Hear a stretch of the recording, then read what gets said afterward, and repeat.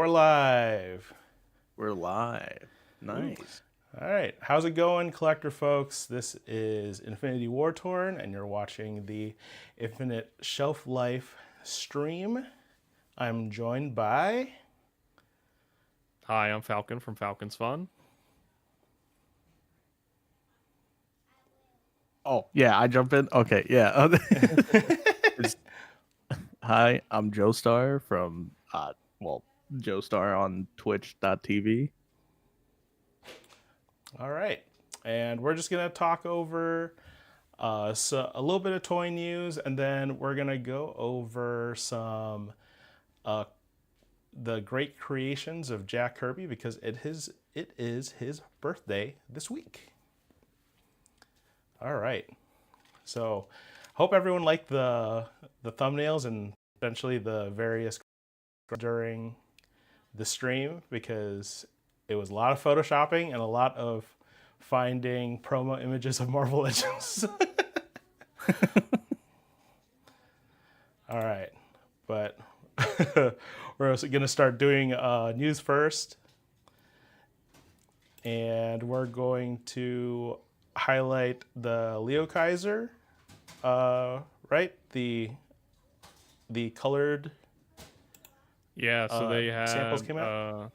They finally took fancy photos of the HasLab Leo Kaiser for the painted model. So it's looking pretty sharp here. Yeah, and this is the account that showed it off. Follow your toy designers, folks. You get to see some really cool stuff if you follow them on their socials. Yeah, and Evan's actually pretty active on Instagram, so if you send him a message, he is likely to respond. But yeah, just wanted to throw this in here real quick. Looking pretty sharp. Getting pretty excited for it because this is actually the first. They had the painted prototype at San Diego Comic-Con for the first time, but this is the first time they're putting it out there with in a professional photo booth for us to see. Man, it looks awesome. He's a big chunky boy. The biggest boy coming Yeah, to it your looks pretty sweet. home. That is awesome. Yeah, I didn't put all the pictures up either, so Yeah, that's fine. encourage you again to go to they're either on Nate's Evan's Instagram or just go on TFW. They always repost if you miss anything. Yeah. All right. And then the other piece of news, believe, Falcon, you wanted to talk about the mainline releases of the Revenge of the Sith, Anakin and Obi-Wan. Yeah, just wanted to throw that in there too, in case anyone missed it, because everyone's freaking out about not being able to get the San Diego Comic-Con exclusive set. And so, as expected, because Yak leaked these forever ago, we're getting mainline releases of both the new Anakin and the Obi-Wan. Yeah, I was gonna say also, again, anytime that I show socials of folks, definitely follow those people because they're very much going to be on top of it in terms of any news for the related toy lines that they're obviously talking about. So Yakface is very much the Star Wars guy. Yeah, somehow people still don't know about him and don't follow him. I don't know how, but yeah, if you're collecting anything Star Wars, you need to be following Yakface for sure. All right.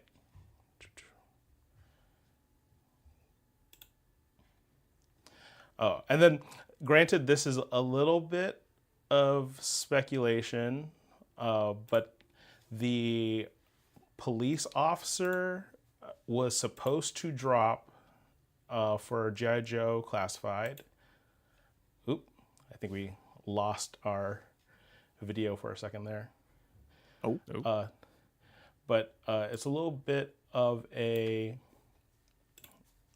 rumor, but it's going to be a shadow drop because they wanted to skirt some of the controversy of releasing a police officer figure, considering some of the political things that are happening in the US.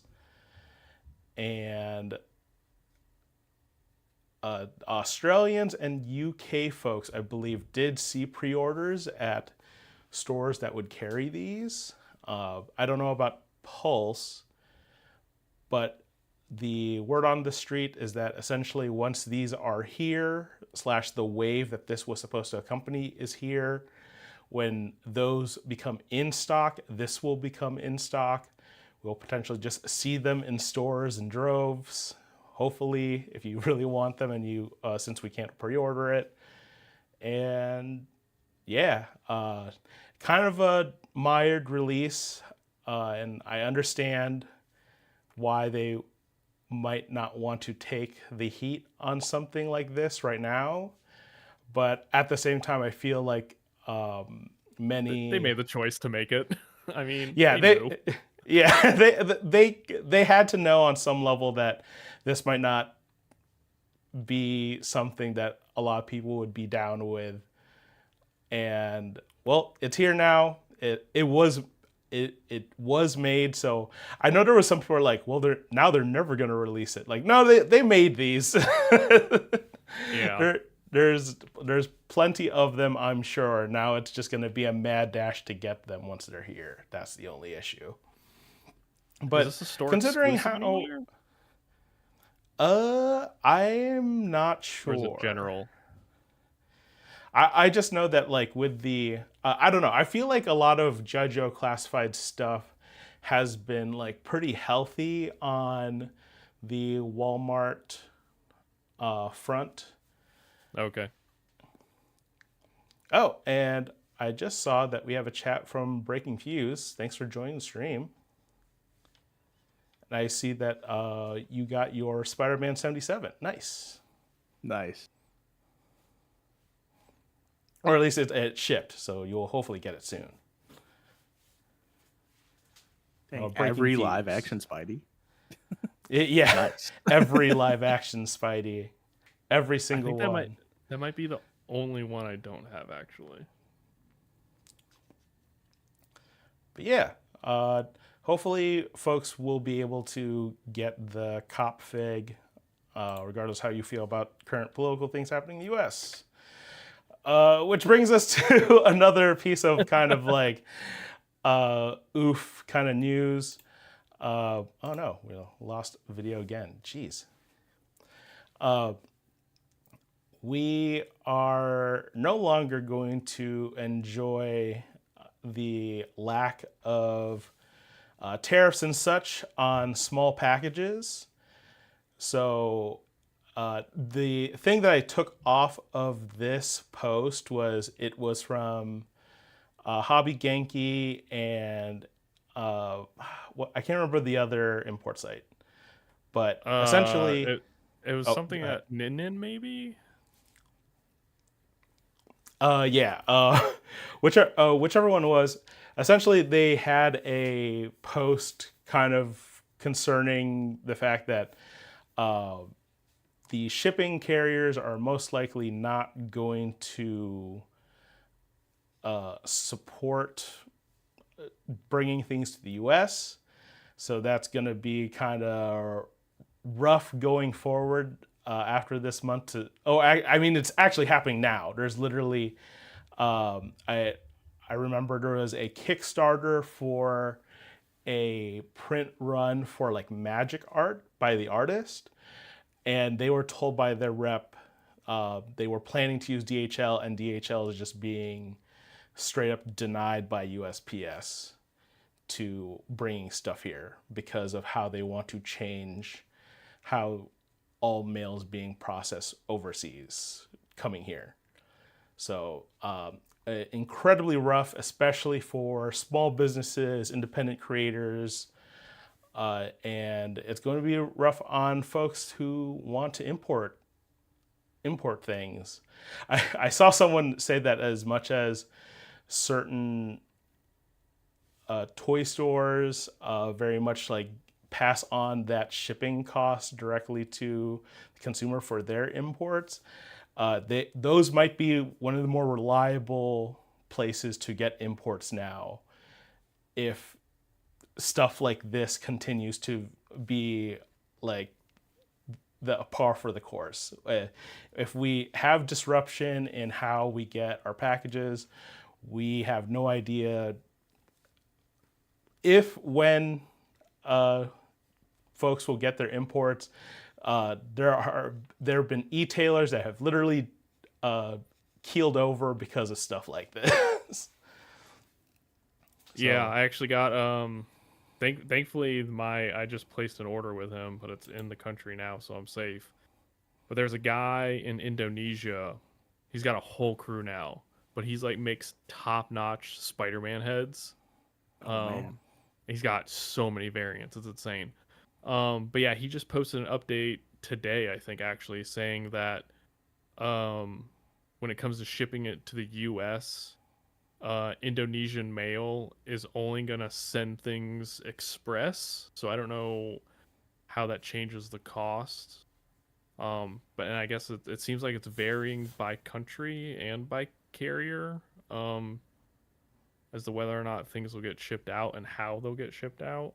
So your mileage may vary on where you're ordering from and how they're choosing to ship it. But yeah, it's like Wartorn said, it seems like if you can buy imports from a domestic retailer, that's, you know, they're gonna pass the cost on to you, but at least they're doing the legwork of having to do the importing, and they're presumably going to get a larger shipment as a part of their import. So it'll be hopefully less of a sketchy situation. My understanding is that, my understanding is they don't know what they're doing yet as far as Borders and Customs knows how they're going to handle this, and therefore the carriers don't know. But long story short, like your package, if you're importing something as an individual, your package could be in limbo for an indefinite period of time, even if it does get shipped. And there's a chance that we don't know how they're going to effective enforce this, so they could just, your package could be part of, I mean, they do this already normally, but giving the increase of what they're going to be dealing with, for all we know, they could be doing a lot more random checks to make sure the packing slip is accurate. So they could just be opening your package and looking at it and like, I don't want to deal with that. So if you order through a domestic retailer, you won't have to deal with that, hopefully. Or you'll be less likely to deal with that, because presumably the domestic retailer is going to be getting cases, if not one case, multiple cases of these products. So worst case, they're opening up the case box to look at it rather than your individual package and the one you get. Yeah, it's one of those situations where I'm really torn, because I know the reasoning why they're doing this, and it's mainly because they want to combat things like Temu, Wish, all those like drop shipping Chinese e-tailers, right? And AliExpress. Yeah, AliExpress, yeah. And the thing with me is that I know the strain that it has on the U.S. postal system. I believe that a figure I saw at one point is that half of all parcels in the U.S. that go through USPS are from these e-tailers. Half of all packages. That's insane. And so I get why, like, that's a huge strain on USPS. They're skipping duties, or potentially sending products that are junk, dangerous, just like generally just being a waste on our like public infrastructure. And there's all that stuff, right? But at the same time, this is not a good solution.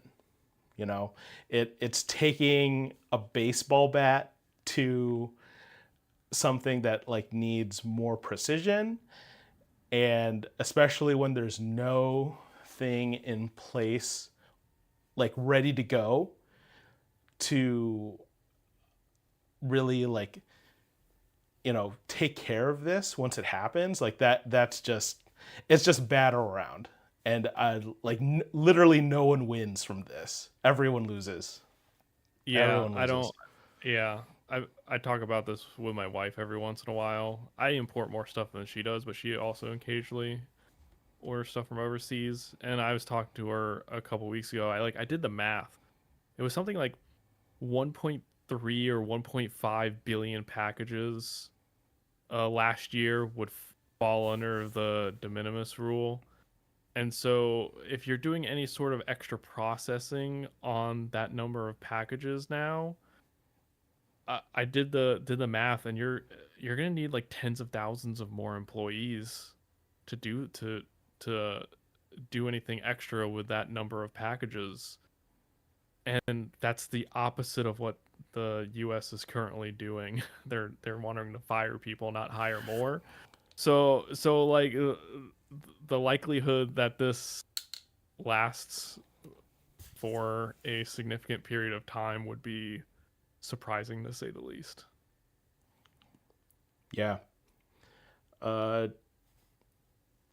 Yeah, incredibly rough, especially I know for the Beyblade community, especially they like getting the Takaratomi versions of blades, essentially before Really? the Hasbro versions. Who knows how like again, the e-tailers who rely on making their sales from the Takaratomi blades, I don't know how those stores are going to survive this, or if they've done any kind of posts as to what their plans are, because again, that's like their lifeblood for their business. And if they can't do that, I don't know how they're going to survive in the coming months. Yeah, it's definitely gonna. If this, I mean, he was always for the past few months kicking the can down the road. But if any of this sticks for even multiple months, I can see it being a huge problem for a ton of toy retailers. Mm-hmm. And I know I was talking to my friend Yam Cans. They made my profile pic that you would see if you see any of the Infinite Shelf Life social media. They were talking about how like this is gonna really hurt artists in terms of prints, charms, stickers. I really hope that folks like stocked up on their various things this past summer, because who knows what it's going to be like doing cons and such in the next year when all those prices go up. All right, well, I'm thoroughly bummed out, so we're gonna talk about something Which else. tones? And yeah, for sure, guys. Also, be sure to follow Praeternia. They are the premier account for basically every toy line, almost. Basically, I don't know if they collect everything they post about, but I know for sure they have a wide variety in what they get. But this is the bread and butter. Definitely domestic stuff and at least popular imports. They tend to have links for. Yeah. But this is the bread and butter of this channel, Marvel Legends. This is a graphic that they made and has the very helpful dates and where things will be available if they're exclusive next to the releases. And there were a couple of things that came out recently. First, we're going to talk about the Iron Man Mandarin pack, which it didn't exactly have the smoothest of launches. If anyone was there, like me, trying to get the pre-order in when the links went up, and it had the weirdest glitch I've ever seen. Like all the graphics for the listing had this like weird like negative shadow effect over them. Oh, really? Yeah, I knew that the page was flubbed as soon as I got there. I'm like, oh, this ain't right. And many people were very scared that it like sold out in seconds. And man. I for sure was like, that, I'm sorry. This pack, I think, is good. I know there's some haters with this pack. I shouldn't say haters. There's some legitimate criticism with this pack. I get it. But there are so many people who are like, my lord, like this sold out in 5 seconds? No way. And no, that was not the case. It was just Amazon flubbing the launch. Everything was fine. I'm pretty sure you can still order it right now. So no big deal there. Is this an Amazon exclusive? I believe so. Okay. Yeah, that's weird because Amazon's usually pretty good with pre-orders. Like, if Yeah. anything, they're like 5 or 10 minutes early. Yeah, it was very odd, I must say. I think that's part of why people were so worried that they absolutely missed this release, which again, I completely understand.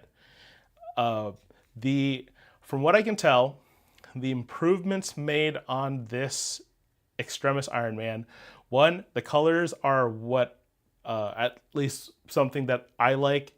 They're much more, they're much brighter. I know that art-wise, the original Extremis Iron Man release was more like the art in the Extremis books, but this is the kind of like colorway that I want with my Iron Man stuff. But at the same time, it also includes ab crunch now, and I want to say that this is just me. From when I saw the pictures, I think it has that new shoulder. It's not like the butterfly. It's like the Wolverine. With the cap on it. Yeah, I think the shoulders are like that. I don't think it's like a normal butterfly, but I think that's just me. And Breaking Fuse, you are totally right. I know that this Mandarin is not what a lot of people want it to be. I personally I'm gonna make a custom Mandarin myself. I already bought the fodder figure for it. But yeah, this is for a lot of people, this is just a dude in a suit. Not everyone wants just a dude in a suit. It's accurate to the comic, but we need a quote unquote traditional style Mandarin with the green outfit. I know a lot of people, and I'm kind of glad I'm not the only one who wants this. People want the animated Iron Man version of Mandarin, not the 3D animated one, even though that Mandarin is pretty cool too. But the green alien looking one, that people want that, and eyebrows and everything. Yeah.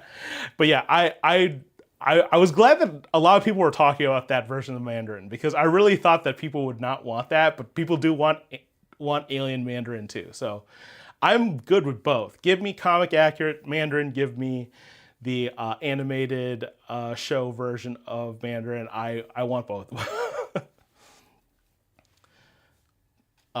This dude in a suit version is going to get the heads and the hands plopped onto the Multiverse of Madness Mordo, and that's going to be my Mandarin until they make one of the versions that I said.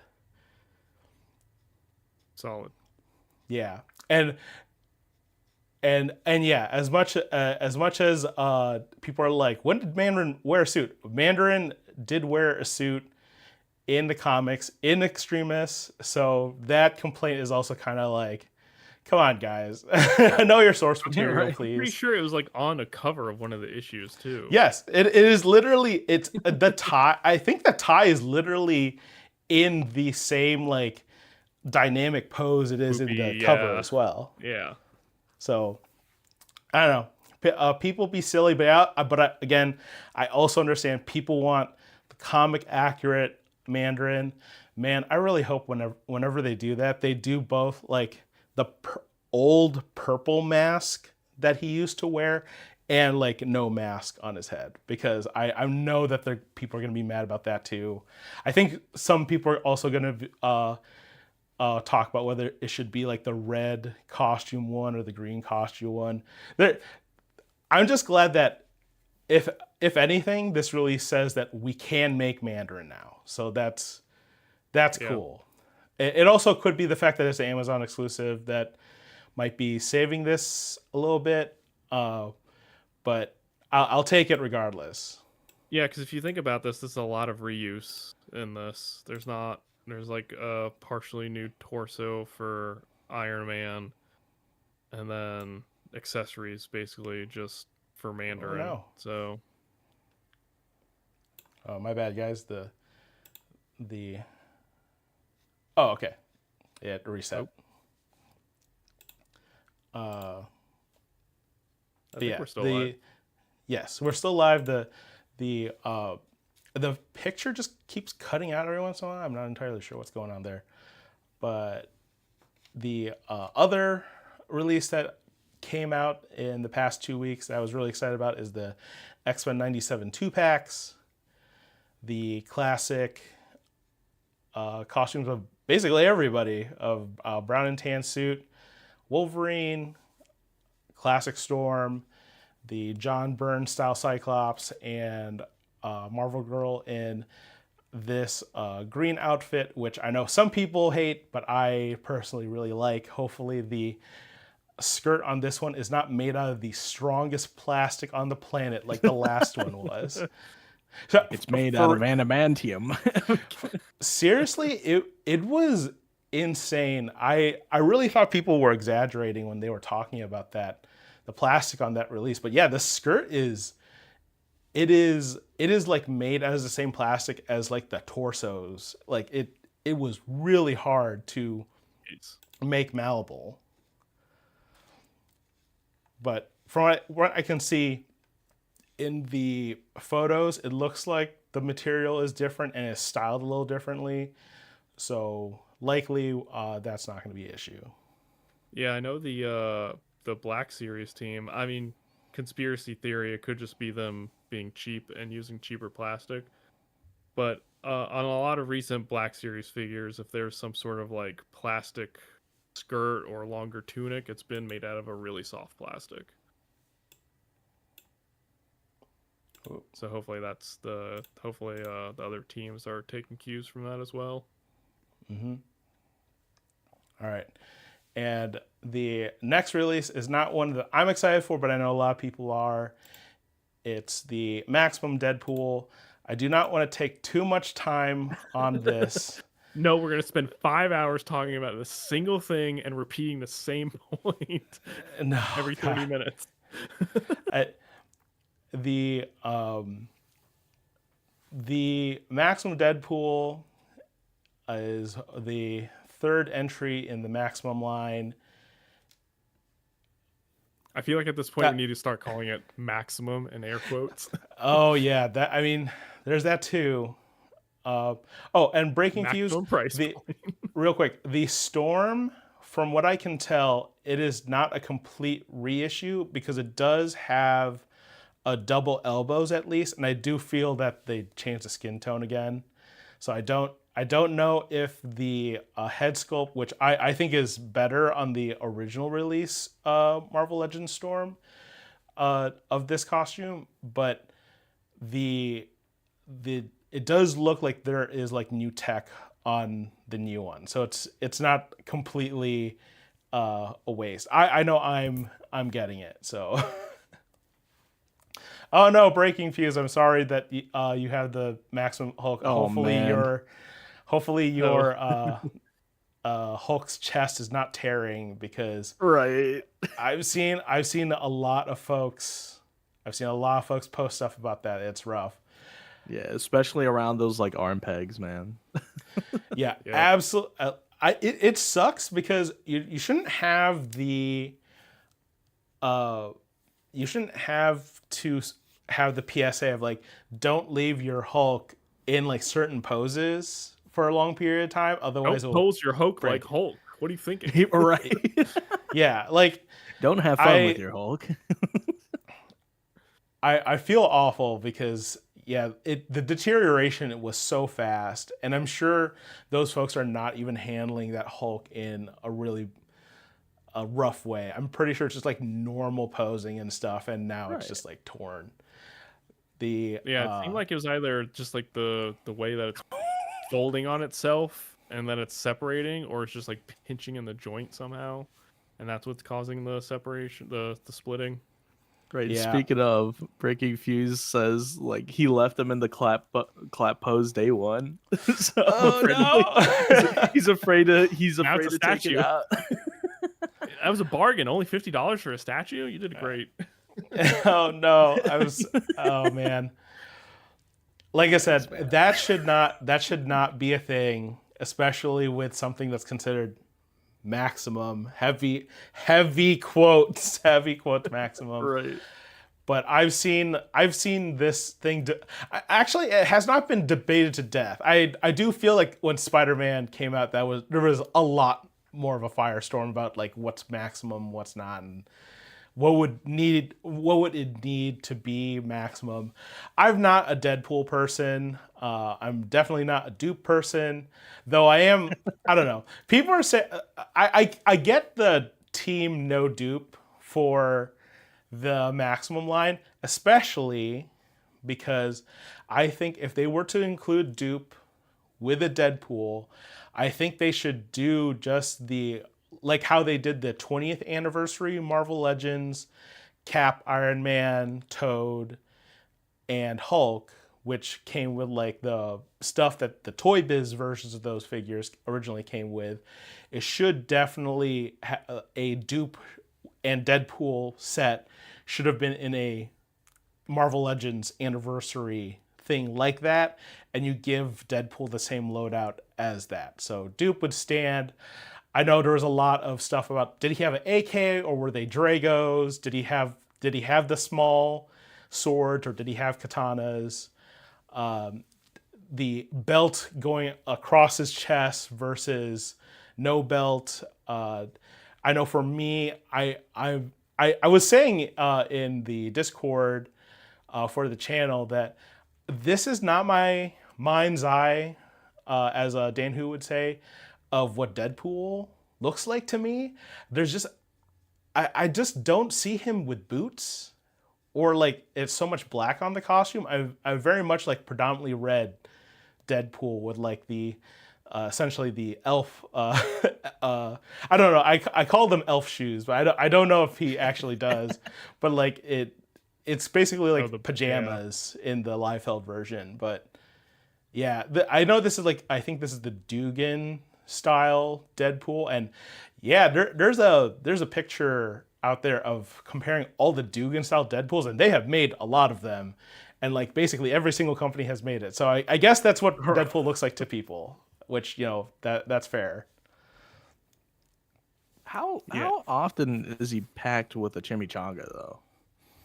I think Is this that was just me? first. Yeah, I think that is his first chimichanga pack-in. Oh man, I think it came that's with like why a it's burrito maximum. or a taco before, but Oh yeah, I think it was a taco. yeah. Man, that's Yeah, there's a lot of detailed things I could say about this, but I guess high level. I mean, people were still posting like, "This is what I want out of a maximum so and so character," even after like we got Maximum Hulk shown and released. But especially now after that, after this Deadpool, now that we have like one wave, I guess you could say, of Maximum series, people need to lower their expectations multiple notches for this line. I think they really I think they set expectations too high. Unfortunately, it seems with Spider-Man for all the complaints people have with him. But now that we have an additional 2 releases, I think people need to really ratchet it down. You're never gonna get a Wolverine with 4 or 5 heads. Like that's just not gonna happen. Right. Yeah, and I think I can't remember who said this. I'm pretty sure I saw it in like a Reddit post at some point. But I very much agree with the sentiment of, remember, folks, the maximum line and any release from any toy line is optional for you. It is optional. You don't have to get it. You won't get in trouble if you don't get all the maximum series things. I'm skipping this, and I have the Hulk and Spider-Man, and I have no desire to get this. I'm not a Deadpool fan. I understand the ire of folks. True breaking fuse, maximum profits line. I totally get that, especially since I don't believe. I'm trying to think. I know Dupe is new. No, I know, I know that one like energy rifle thing. I know that's new. The AK and the I think that's a M20 mag is like, I know those are definitely, they've been done before. I think all the hands have been done before. So all those hands, I don't know if they're the exact same mold, but all of those gestures were in the last release in the 2-pack. Yeah, so I don't know. I did see people are like, they should have given him a middle finger, and I totally get the sentiment, but again, they're not gonna do that, guys. This is Hasbro still. I mean, these releases are rated 14 plus, I think it says on the box, so they're not intended for children. Yeah, I guess. I think I did see someone say that they plan to like cut off, like he on his peace sign hand, that they're gonna cut off the index finger and like reglue it on. So I saw people doing that because they were mad that the single releases of whatchamacallit, the live action Spider-Mans, they didn't have all the hands that the 3-pack did, so they were chopping up the fingers to get tooth whip hands. Oh man. Yeah, and I think breaking fuse, I think this is a thought that many people probably shared with you, is that they were probably going to, they were going to collect Maximum series for sure, because they talked about this being the definitive version of like a X character whenever it comes out. And again, even for me, this is not the version of Deadpool I picture when I think of Deadpool. That Spider-Man was not the version of Spider-Man I think of when I think of Spider-Man. And that was a big thing with Hulk too, is that the different heads, while they were from a sculpt standpoint accurate to what the artists had made, that those heads are based off of, many of those heads are not what people think of when they think of Hulk. For many people, they think of either like the Jack Kirby style, like Frankenstein's monster style head. Big eyebrow. It's the Professor Hulk, Smart Hulk era. Literally anything other than the ones that they had. I think Ed McGuinness, the Ed McGuinness head is probably the closest thing to what a lot of people feel Hulk would look like. But the other two are definitely like kind of out there picks. So, but I think that's not like bad if you somehow don't already have a Deadpool. It's not worst. Right. Yeah, I did also see someone say that like this will only be the second Deadpool ever to not use the Bucky Cat body. I do not know the accuracy of that statement, but I know the San Diego Comic-Con one was the Renew Your Vows body, I think. Yeah, it was. But all the idea of like all the other Deadpools not having had a quote unquote modern body, even like a Vulcan buck, that's kind of nuts, actually. Yeah. But I actually, I I had a shower thought because I knew we were going to talk about this. I was like, couldn't they have just done this figure on the new Bucky cap and and it made it not a maximum release? Oh man. but Because yeah, I mean, they basically could have because that body already has the cuts in the forearms and the shins where you could do the gloves and the boots. And then you just need to give, if you really want to do the molded clasp, then just give him a re-sculpted torso, and that's it. Oh, crazy idea for next stream. Predict the next Maximum series. That was also another shower thought. I'm like, well, if War Torn ever runs out of ideas, we could do a stream. What they should do for Maximum series and what they realistically will do with Maximum series. Right. oh So man, half the that's accessories we mentioned. that would be such a bummer stream to have like, all right, here's all the cool stuff that they can do, and then this is probably what they're gonna do to ruin all those possible ideas. Yep. 5 cents and some pocket lint. That's what you get. Yeah, I know. I just okay. I'm gonna just go into this real quick. I know that Thor is coming. I know that it's leaked that Thor is number 4 in the Maximum line. I kind of feel in my bones that it's going to be the modern Thor. It's not going to be a Kirby Thor. I have a like feeling Modern Thor look like. it's going to be a Like the Cosmic Thor? No, like the Olivier Coipel Thor. When he came back post Civil War, having after like Ragnarok and stuff, I think that's going to be the Thor that they're going to do. It's going to be the Olivier Coipel version, and I know for a fact people are going to be mad about that. It's going to be $50 for a look that, or potentially $60. I can see Thor potentially being a $60 one, especially if they do soft goods. Oh. But I think it's going to be the Olivier Coipel version, and then people are going to also be mad that is not like their, like that's not my Thor kind of thing. Oh, I mean, I kind of dig it. yeah. Oh no, I would be completely happy if it was the Olivier Coipel suit, but I know other people won't. Right. It's like where's the weird giant discs on his chest, or like the 6 discs instead of the 4. All right. Any other thoughts on Maximum Deadpool? I'd probably buy it for the chimichanga. And that's what Hasbro was counting on. Oh yes. Speaking of Another buying sucker. Speaking of buying things for a single accessory, Strong Guy. Oh, yeah. Yeah, these are the 2 reveals that they had for Canada Fan Expo. It's the animated Mysterio and the deluxe release of the previous BAF Strong Guy, now with a huge set of weights accessory, which I really want. I really want that. They got me. I don't care about X Factor, at least this version.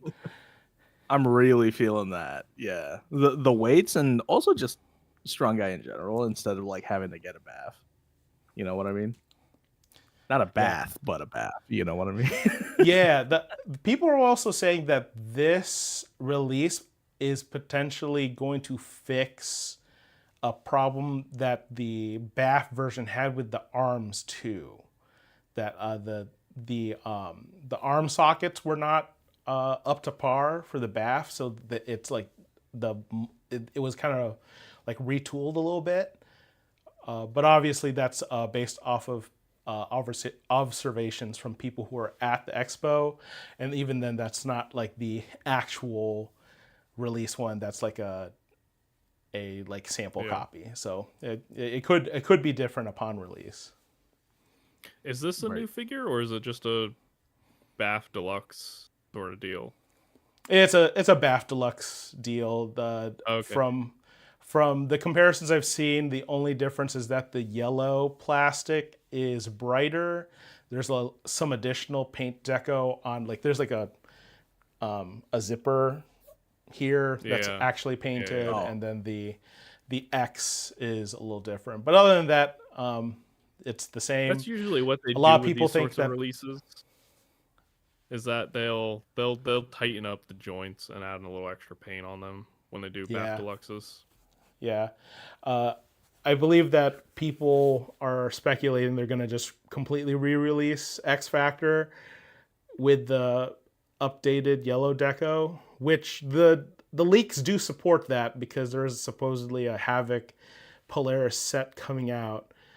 I believe that was for the X-Men 97 line though, so it might be more cartoony, but that would still be an opportunity to re-release those.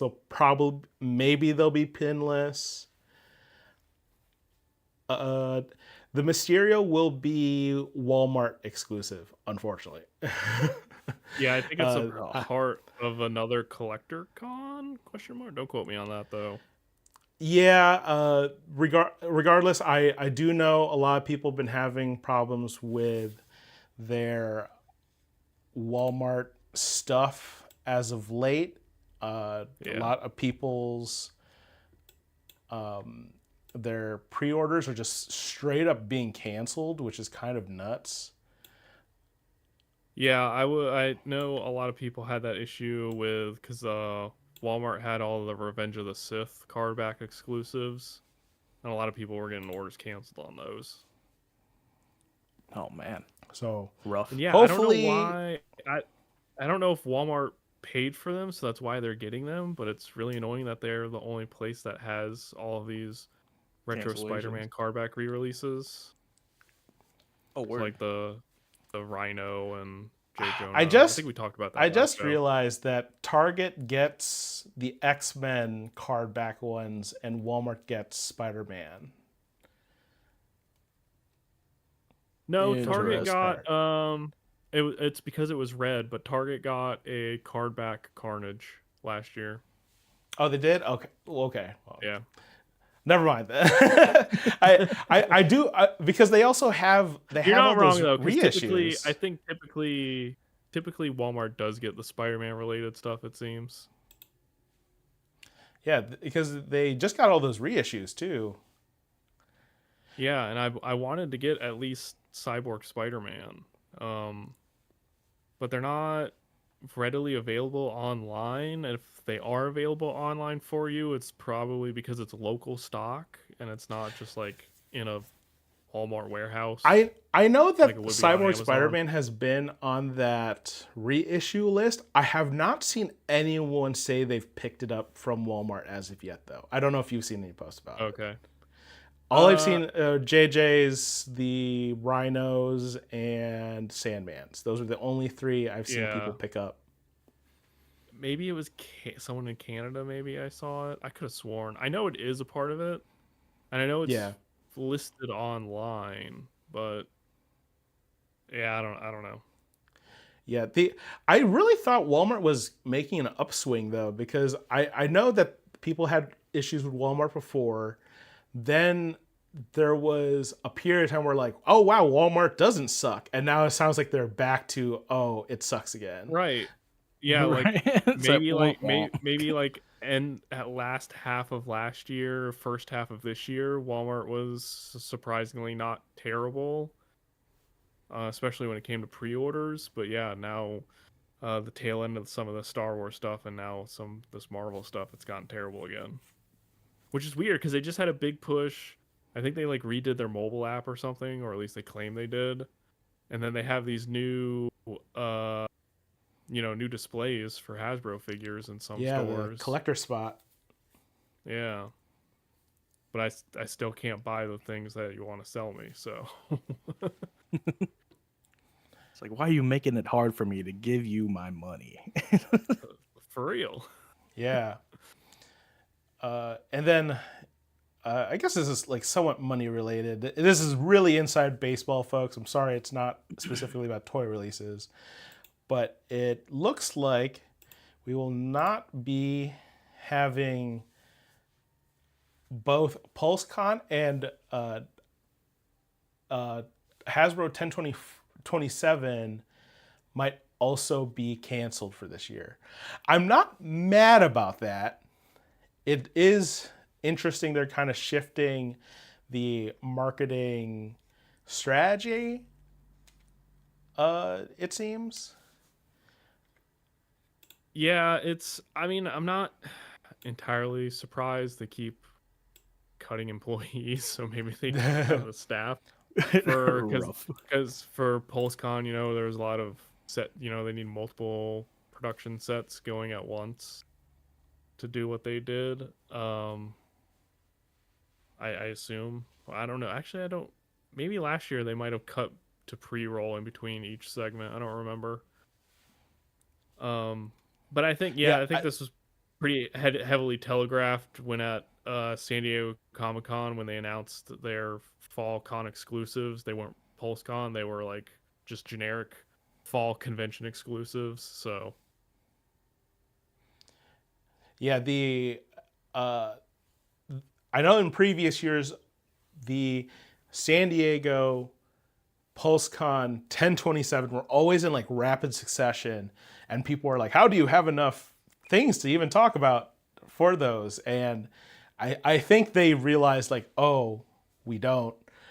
Right. I will also say that there is a potential that like current political stuff, like we said, might be throwing future releases up in the air. And Breaking Fuse is right. Ryan's also just not there anymore. So that's like one person down that is part of their marketing, and that I'm sure that would just be like a huge bummer to just kind of have Dwight and Dan do like an hour or whatever of Marvel Legends stuff without him. yeah, because they this usually year. have at least 3 people, if not more, for a brand. 3 or 4 they usually do. Yeah. I know like the one 1020 I remember I think it was 1027 Mr. Stevie was there, and it was when they had the retro 375 line, and he came in with the most unhinged energy. Love Mr. Stevie. I think he's great. His YouTube channel is also really cool because he talks about a lot of like working in the toy industry and retro figure collecting stuff. But he is an opener, so he was asking guys, hey, can I open this? And it was one of the 375 things. And they're like, I'm pretty sure that's a test copy, and he's just like, just opens it in like the most unhinged way on stream. And Dwight and Dan did look legitimately horrified. They're like, oh my god. At the same time, he's technically their boss, so I guess he can do whatever he wants. But that was not scripted. Whatever. So well, maybe to he'll some bring. degree, he's also greenlighting retro 375 figures. So yeah, I was gonna say I that is a line that I do wish came back. I know it was very niche, and I think a lot of people didn't really buy them because they went on like super deep clearance in a lot of places. But I like them. I have all of them except for the villains. So hot take, yeah, throw 'em in or trash, except for waste Doom. the budget. I have Doom, but I don't think I have any other villains for that line, which sucks because I probably should have gotten a Venom, and it will probably be very expensive on the aftermarket. Oh boy, it's like $1 million. Oh, please no. No, absolutely not. All right.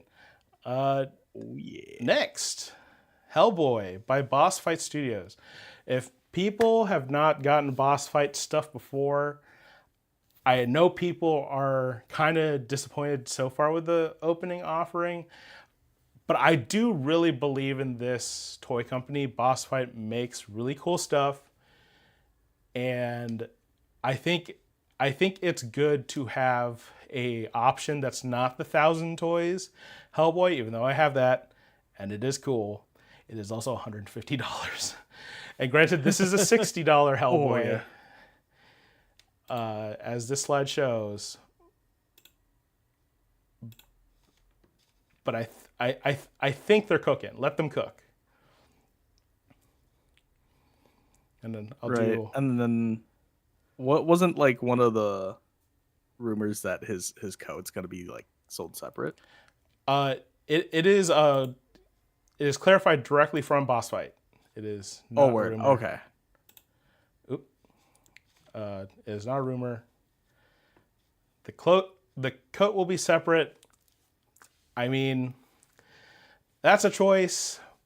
But again, I'm not a big Hellboy guy, but whenever I see Hellboy, he's like with the coat, so I don't know if him not with a coat is really a thing. But this seems where you insane close to me. it? where you close it? Yeah, like I said, I like this company enough that I say let them cook. We'll see how that goes. Yeah, like I said, I'm all for it. People didn't like the. I think it's kind of mean to say, but they called it a Lego hand for the 1,000 toys hand because it's completely articulated fingers, so you can do. Oh, okay. Oh, yeah. Interesting. I'm looking at images for it, and it does kind of look a little bit wonky. Yeah, so it looks like a whole Transformers hand. People, this is all. I'm not gonna lie. This kit bash is so crazy to me because people were putting the Mezco movie Hellboy, a Fist of Doom onto the 1,000 toys Hellboy. So that's like $300-$400 a figure to do a kit kit bash for a fist. But you know, people know what they want, I guess. I don't understand how this hand works. Like talking about the 1,000 toys one? Yeah. It looks so weird. I can definitely show like post stream if you want. Are they like bendy wire? Oh, you have it right. You just said you had it. Yeah, I have one. It is really cool, but oh no, sorry, I meant this boss fight one. Fingers. I think it's just two fists. Like it's two hands. There's just an open hand and two sculpts. Yeah. Oh, okay. Sorry. No, I mean that would be kind of cool if it was like Toy Biz Thing, because Toy Biz Thing had bendy wire fingers. Ooh. Yeah. That's a figure I've contemplated buying many a time. I've just not liked any of the versions I've seen because the black wash, because Toy Biz love putting washes under figures, man. But the wash consistency is very different. So some things are very dark and others are not. And then like, you know, depending on people, how much they play with them and that kind of thing, they look very, very different. But they did have bendy wire hands, so that was really cool. I know that Secret Galaxy, Dan, he has the Toy Biz Thing with his Marvel Select Fantastic Four. So it's not a bad looking figure at all, and it's a very like Kirby-esque. All right. And I didn't know this about the like little pig guy, but he comes with like with a whole thing. So that's kind of cool. He got his own little chest. Yeah. And that Lobster Johnson is definitely cheaper than the 1,000 Toys one, I'm pretty sure. So. Oh yeah. Everything is 100%. cheaper than the 1,000 Toys version. Yeah, dude. I'm looking at listings for them right now, and they're it's the same price as the Hellboy 1,000 Toys. So they're ridiculous because I have their Master Chief figures. I was looking forward to the Reach figures. Nah, I ain't paying that. Sorry. Oh, surprise! Oh man, it's good quality, but like you're paying for it. So. All right, so we're done with toy news. We're going to talk about Jack Kirby. Happy birthday to Jack. It will be his birthday on the 28th. For those who don't know, in Fantastic Four, First Steps, it is Earth 828 as a homage to Jack Kirby. And it's truly... Spoilers. It's truly not fathomable how much this dude made that is just like considered just part of the cultural landscape when it comes to everything comic book. Does he get a doing the kickback research rabbit hole the for this state? was insane. Does he get a kickback for every like retro T-shirt that's sold? Man, considering the research I've done, most likely not, and I'm sure there was at one point a legal battle about it. It does make me sad. This is going to be like the bummer thing, and then we're going to talk about how awesome Jack Kirby is. But this dude, from what I can tell, he was just incredibly nice and trusting, and so many people took advantage of that, unfortunately, and it did kind of like embitter him to both the industry, just other people, and I believe I even like read an account that like he hated going into toy stores because he would see things like the Marvel stuff, knowing that he's not getting a cut of that, which absolutely blows. Marvel has a lot to answer for from a historical context of how they treated him, especially with regards to withholding his art. Reading that entire saga, folks, if you want to learn anything about this, go to the Jack Kirby Museum website. There's so many articles, so many blog postings about his life and his work. Please definitely do that. But man, there is just so much about him that he just was not compensated fairly for so many things. So many things. That, especially like when you take into account inflation, he was owed a lot of money. He was owed a lot of money that he potentially never got. And I do feel that there's all this art that's still not in possession of the Kirby family, whether or not the various companies that are accused of having withheld the art have given them back, say they've given them back. So that will be my bummer portion. I'm not gonna lie, it does very much color my specific opinions on Stan Lee, especially considering the feud potentially started so early, like pre-Marvel stuff, that Stan was being a little shit about stuff. So, well, joke's on Stan. They both got shafted. Yeah. I mean, there's also that. They both very much lived the equivalent of like the introverted person's curse and like the extroverted person's curse of like being successful without getting entirely what is owed to them. So it like Stan also got screwed in a whole bunch of stuff, but at the same time, just like, man, Jack very much got so much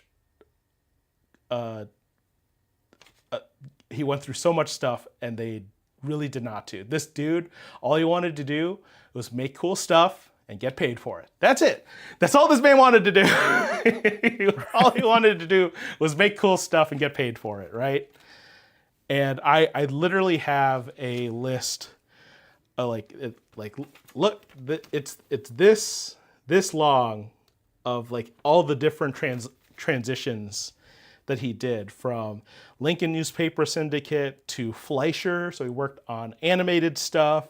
He worked for Eisner and Iger, Fox Feature Syndicate, Fawcett Comics, which is where Captain Marvel started, the DC Captain Marvel, not the Okay. Marvel, Captain Marvel. He obviously worked for Timely, where he got his partnership and friendship with Joe Simon, where he created Captain America. And then he participated in World War II. He was a scout, recon. He would draw battle maps and the surrounding area to give commanders a better idea of like how to attack places. Then he worked for Harvey Comics, and he basically like revamped the whole romance genre. Mainline productions with Simon. Then he worked for Timely and at the same time National. Both of those would transition. Timely would turn into Atlas. Atlas would turn into Marvel. National would turn into DC. Yeah, this guy worked everywhere in like the early days of comics. And even after his major stints at Marvel and at DC, he continued to work in various fields. He worked for Hanna-Barbera. He worked famously on Thundar the Barbarian and Turbo Teen. He worked for Disney. He worked in like just various movie projects. And yeah, just a very storied career. Countless people have been influenced by his work. It is incredible. I think, and we're going to start with, we're kind of going to work backwards. So just a cool thing I didn't know, and I know that there's some people who are really into this toy line, but Centurions, have either of you heard of the show? That is a throwback. I've Deepest vaguely parts heard of my this. memory. Yeah. I just remember But it like it's Yeah, just Jack on, and Kirby I'm like, wow. worked on the show. Oh, what? Yeah, his basic like framework for a lot of his character and team dynamics. So he made Challengers of the Unknown for DC. I think at the time it was National, and obviously Fantastic Four. Centurions, very much in the same vein of like a group of experts. There's like some element theme at play because there's a air guy, air guy, a water guy, and a land guy. And yeah, it's just like a really cool thing I did not know. And I know like there are a lot of people who are very nostalgic for this property.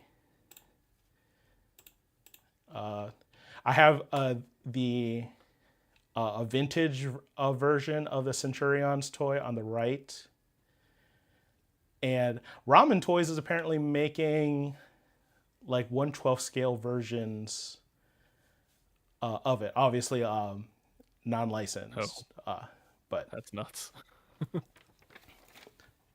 yeah, it's like the same. Insane. Yeah, it's like the same like gimmick too. Like they're I think someone described them like Lego GI Joes. So the all these like missiles and like the jetpack and stuff all have like plugs on the figure, and the Ramen Toys one is the same. It took me a while because I know that Robo Don't Know, who's another creator that you should follow if you want like toy news every week on Saturdays, and reviews and custom work and stuff like that. But he actually reviewed these a long time ago, and it never clicked with me because they were Ramen Toy and they were not licensed. Those were the same thing. So, yeah. Yeah, I personally don't know very much about Centurions, but it's like it's somehow familiar though. I know of them. I've definitely seen like the toys before. Maybe it was from Robo or someone. Yeah, I've 100% seen the show like here and there as a kid, like popping up on random channels. So it's there in thy memory. Yeah, and then we'll go into his DC work. Obviously, he was very much into making Fourth World, which is a lot of like kind of ancient aliens based off of our mythology style storytelling. Orion was like one of his favorite characters.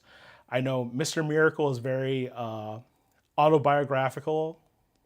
I'm not gonna lie, he was very much emotions on the sleeve kind of guy, and the whole thing about Mr. Miracle being able to escape anything unscathed is kind of how he felt about life and the comic book industry, escaping bad situations.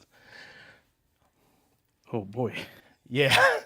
So a lot to unpack there, and then the Big Barda is based off of his wife. Damn That's straight. Damn. And then another potentially not as well known contribution to comicdom. He worked a lot on the comic OMAC, and he created Etrigan the Demon. And The Etrigan thing did not. I am not a DC multiverse guy, so I did use the DC Universe Classics.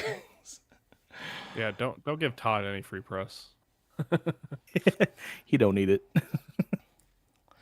Yeah, I go back and forth whether I should go back and try to collect these, because I think we've talked about it before that the pricing for these is not terrible aftermarket wise. I don't know why. Like, I know that they're not exactly like modern in terms of like action figure articulation and stuff, but they're still like good figures. Yeah, I think I had a few, not anymore though. Yeah, I've seen pictures of this Etrigan loose too. He looks sick, and I think he would very much like fit in any shelf really. Whether it's DC or just like really cool characters.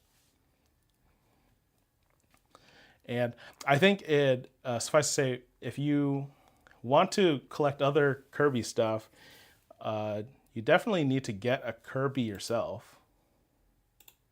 Yeah, 100%. I do need to get one because honestly, it goes hard. That goes hard, man. Yeah, I think I was looking at this image and it jumped out to me. I didn't realize it was possible for the human bicep to bend.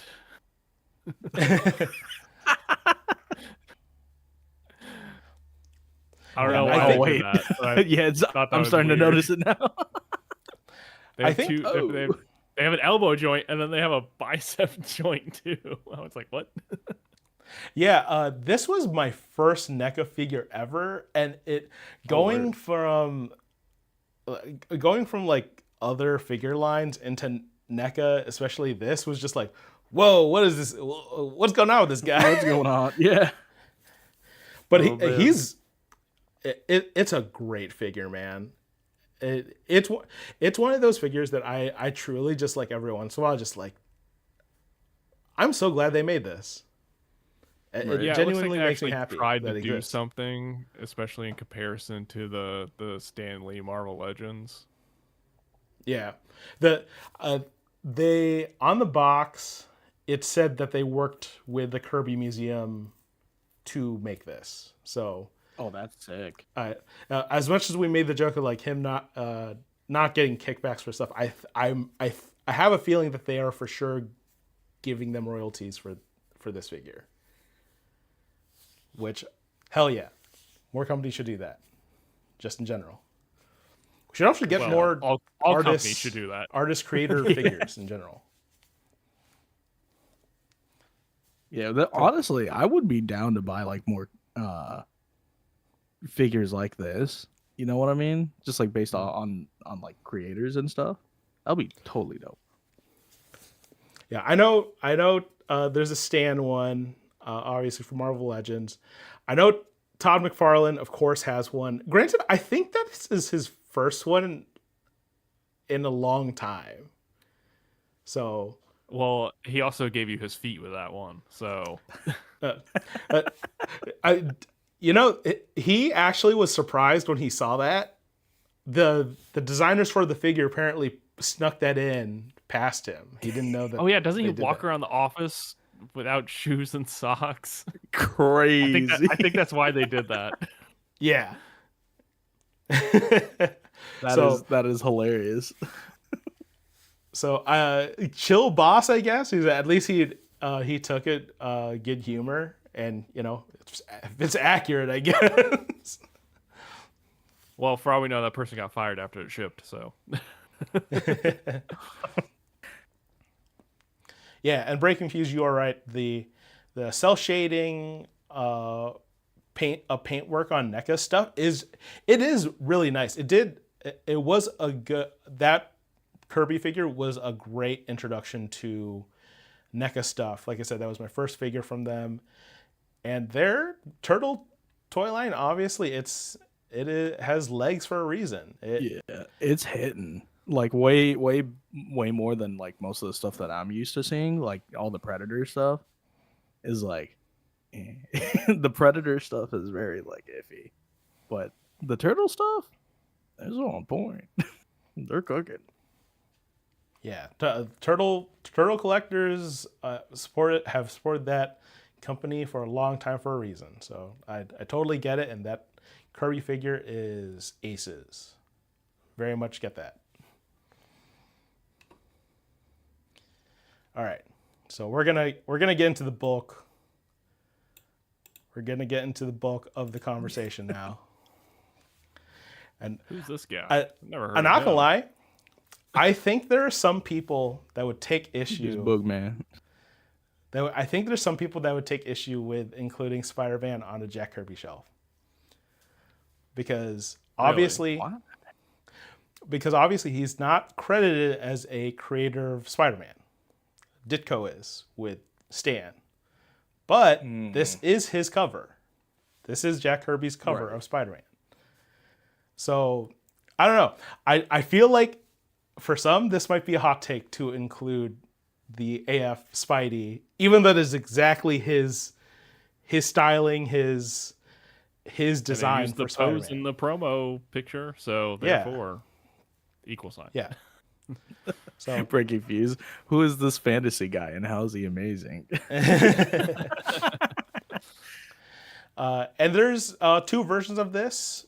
There is the original release, which was during the no plastic packaging era. And there is the oops, we messed up retro card back of it. Wait, was there like no accessories in the No, Windows one? Oops, you couldn't see it. Yeah, so no. So the original the symbol, that's right. Yeah, the original release did not have the accurate color for the spider symbol on his back. So I'm not gonna lie, I like the original release because it's like it's clean. I just ordered him too. It's very clean. It's just a red and black figure. Yeah, so the spider symbol is red on the original release, blue spider on the retro card, which if you're going for comic book accuracy, I get it. That's cool.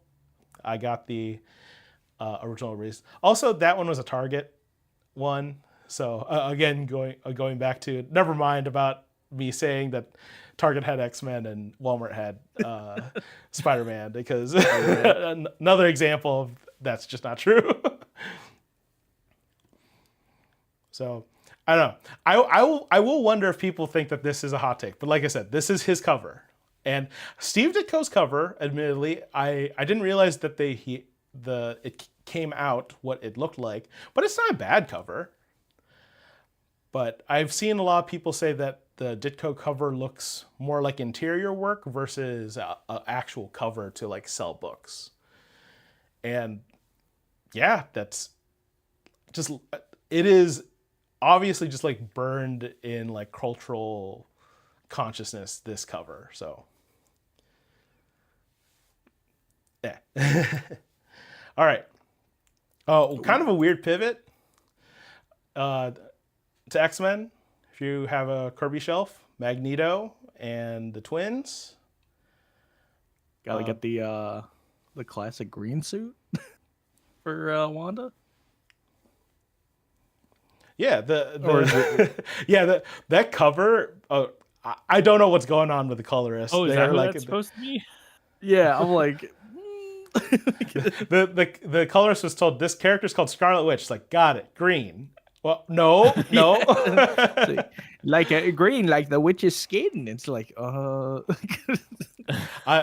I actually have not looked at the interior art for this, so there is potential that she is green throughout that. So there's also that. yeah, it might have just been the cover. I could just be tripping though. Oh yeah, and I'm sorry, just real quick for the Marvel Legends ones, the figures I picked specifically, I feel are the ones that are most accessible. So with DC Universe Classics and like the Ramen Toy stuff like that, before I'm not sure about the availability of that kind of thing, but the Marvel Legends stuff from here on out, I think is pretty accessible. That Magneto is from the 97 line. The retro card wave that Wanda was part of was just not, I don't know. I feel like it was on clearance for a long time, so she's still around in troves. And then I believe that this Quicksilver also went into clearance for Walmart. But I do know that part of why people may not have dug that release is because he doesn't come with running hands. So there's also that. Yeah, that was wild. Yeah, it looks like It's on the retro card. The art is on the retro card. He has running hands. Looks like she still goes for retail, if not only slightly above still. And Quicksilver is... Oh, he's very expensive now. Oh, he's very expensive now? Okay, never mind. Yeah, it looks like he goes for double. Dang. Like I said, he was clearanced out. He was like $10 at one point I saw. This is crazy. I personally like green. I know a lot of people designate green Quicksilver as when he's Brotherhood and blue Quicksilver is when he's Avenger. But I personally like the green more in his look. Yeah. We'll also see... Sorry, go ahead. Sorry, go ahead. I can understand the price difference because the Quicksilver, even though he doesn't come with running hands, he's still like a newer figure in terms of the body he uses, I'm pretty sure. But the Scarlet Witch is old. She still has pinned legs and single jointed elbows. So maybe that's why it's still pretty cheap on the aftermarket. Yeah, I want to say that wave was also just like, it was just everywhere. Like I said, I know Falcon was part of that wave, and so I got Falcon and Scarlet Witch for very cheap that was around when I started collecting. So that was 3 years ago now. 3 years ago, this month actually, that I started. Happy anniversary. Yeah, right. I kind of just realized that it literally has been like three years. Sorry, I think I may have said months at one point, but it has been 3 years since I started actually actively collecting again. So yeah, when did I start collecting again? I'm curious. So yeah, Sorry, I think this would be your ideal Magneto in the twins. We will go over why I didn't cover the X-Men initially in a later slide. Since we're going about X-Men villains, this is actually one I learned that Jack Kirby created Sentinels. Ooh. So I have included a whole bunch of Sentinels. They are available in various colorways, styles, and I think they are, like, as much as some of them might be pricey, especially the HasLab, I do think they are still pretty accessible, actually, regardless of that. So I see the Sentinel going for retail, especially like in local groups, all the time. Oh, really? Yeah. So I think on some I'm level, sure- as the first HasLab, and like it did have like that one knee problem. Granted, it's fixable, but I do think that the knee ratchet does get loose over time if you mess with it a lot. So maybe How's that's why it the, stays at retail. How's the scaling when it comes to like an average Marvel Legends figure? Is it For like which one? accurate or just Andio? Like, what's the Oh. most accurate scaling out of all of them? I should ask. Probably the HasLab. Oh, word. Well, I guess it Yeah. depends on the depiction of Sentinel, because that can also vary. True. Yeah, I did put the 97 for order Sentinel here because I know those will hit soon, and I'm not Maybe. sure. I'm not sure how I'm not sure how the resale, the aftermarket is going to be for that, but it will be available. Eventually. But yeah, this is the it seems like this is they the might 370. do- Sorry, go ahead. Sorry. Yeah, they might do also a I forget which fighting game. One of the Capcom fighting games had a Sentinel in it. Oh yeah. They're probably gonna do Marvel one of versus those Capcom. next. Yeah. Yeah. Gamerverse Sentinel. And then Please, undoubtedly please, yes. please Hasbro, please. Dude, I would need I it. would fiend for that. And then in a few years when we get more X-Men movies, I'm sure they're gonna have Sentinels in those at some point, so we'll get at least a build-a-figure of that. Yep, recolors of the Konami ones too. Very much expected. That'd be sick. Super sick. But real quick, going over what these are. The small pink ones on the left, those are the Konami 2-pack ones. Those were actually available for a while, so I'm pretty sure they are aftermarket a little pricey, but I do think that they're going to come out with more colors of that. It's just a very easy mold. It's an Iron Man mold. They'll use it forever. That standing towering over it, that is both a Marvel Legends and a Marvel Universe Sentinel. They actually used it for both lines. There was a Days of Future Past Wolverine that came with it for Marvel Legends, and then it came with Wolverine for Marvel Universe for the it's a 375 4-inch line. Then the HasLab in the middle.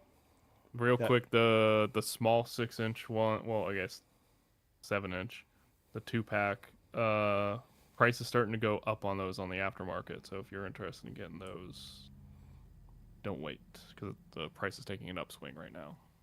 Yeah, got it. My wallet. Then, like I said, HasLab in the middle. Like I said, a lot of people selling that for just retail all the time.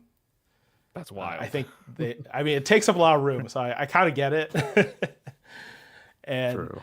the 4-order 97 Sentinel, and then these two on the bottom I think are kind of slept on. The smaller one is the 375 version of the Sentinel, so it is 5 POA, so it's not gonna have a lot of movement, but it kind of looks cool just standing and posing.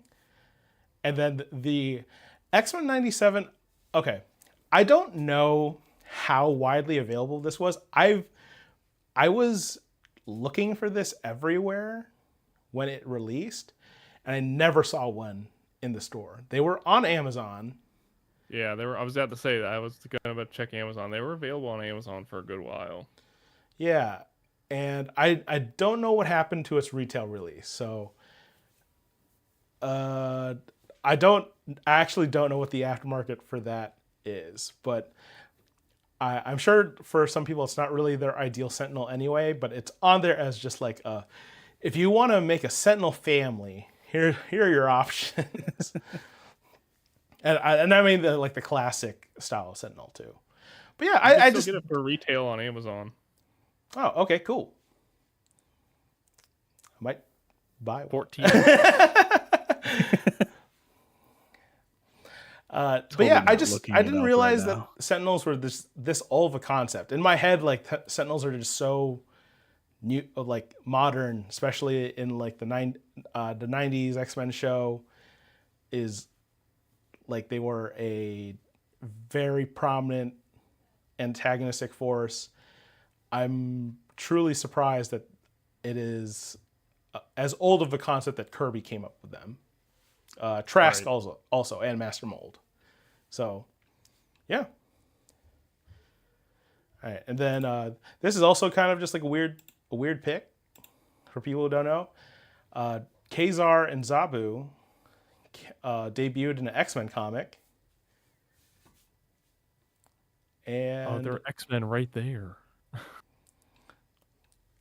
and I thought that Kazar and Zabu would have premiered in one of those like either like Tales to Astonish or Journey into Mystery style comics, or just like a weird prehistoric sci-fi story of a guy getting trapped in like ancient jungles full of dinosaurs, Hollow Earth stuff. But Right. X-Men comic.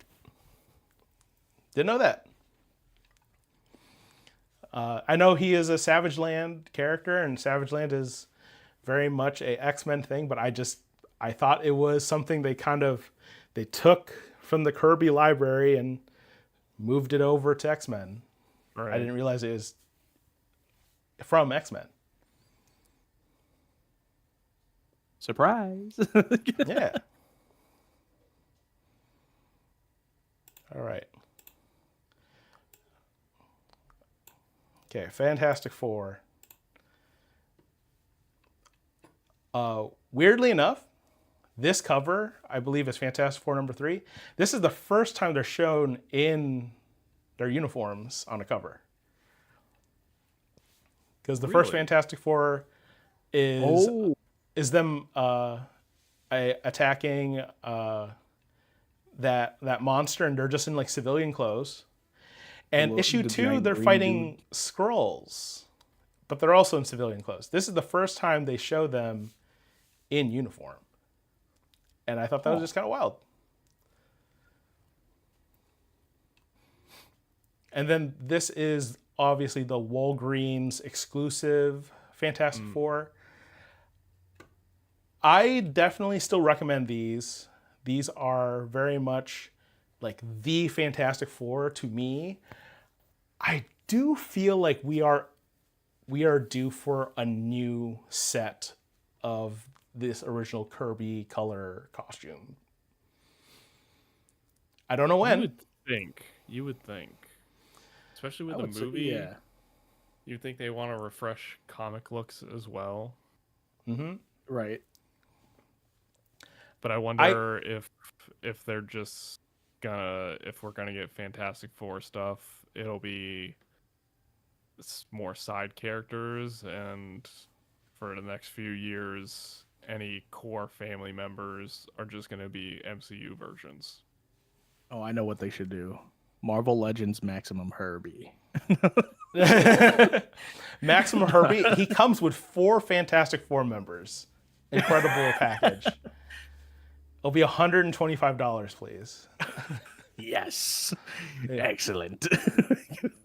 I mean, I know people were saying like we need maximum version of these characters, but again, I don't know how No I feel shot. about them not being sold as a team. I know it would be Right, a like lot. in $100 is a lot, but I don't know. I feel like it should be a 4-pack.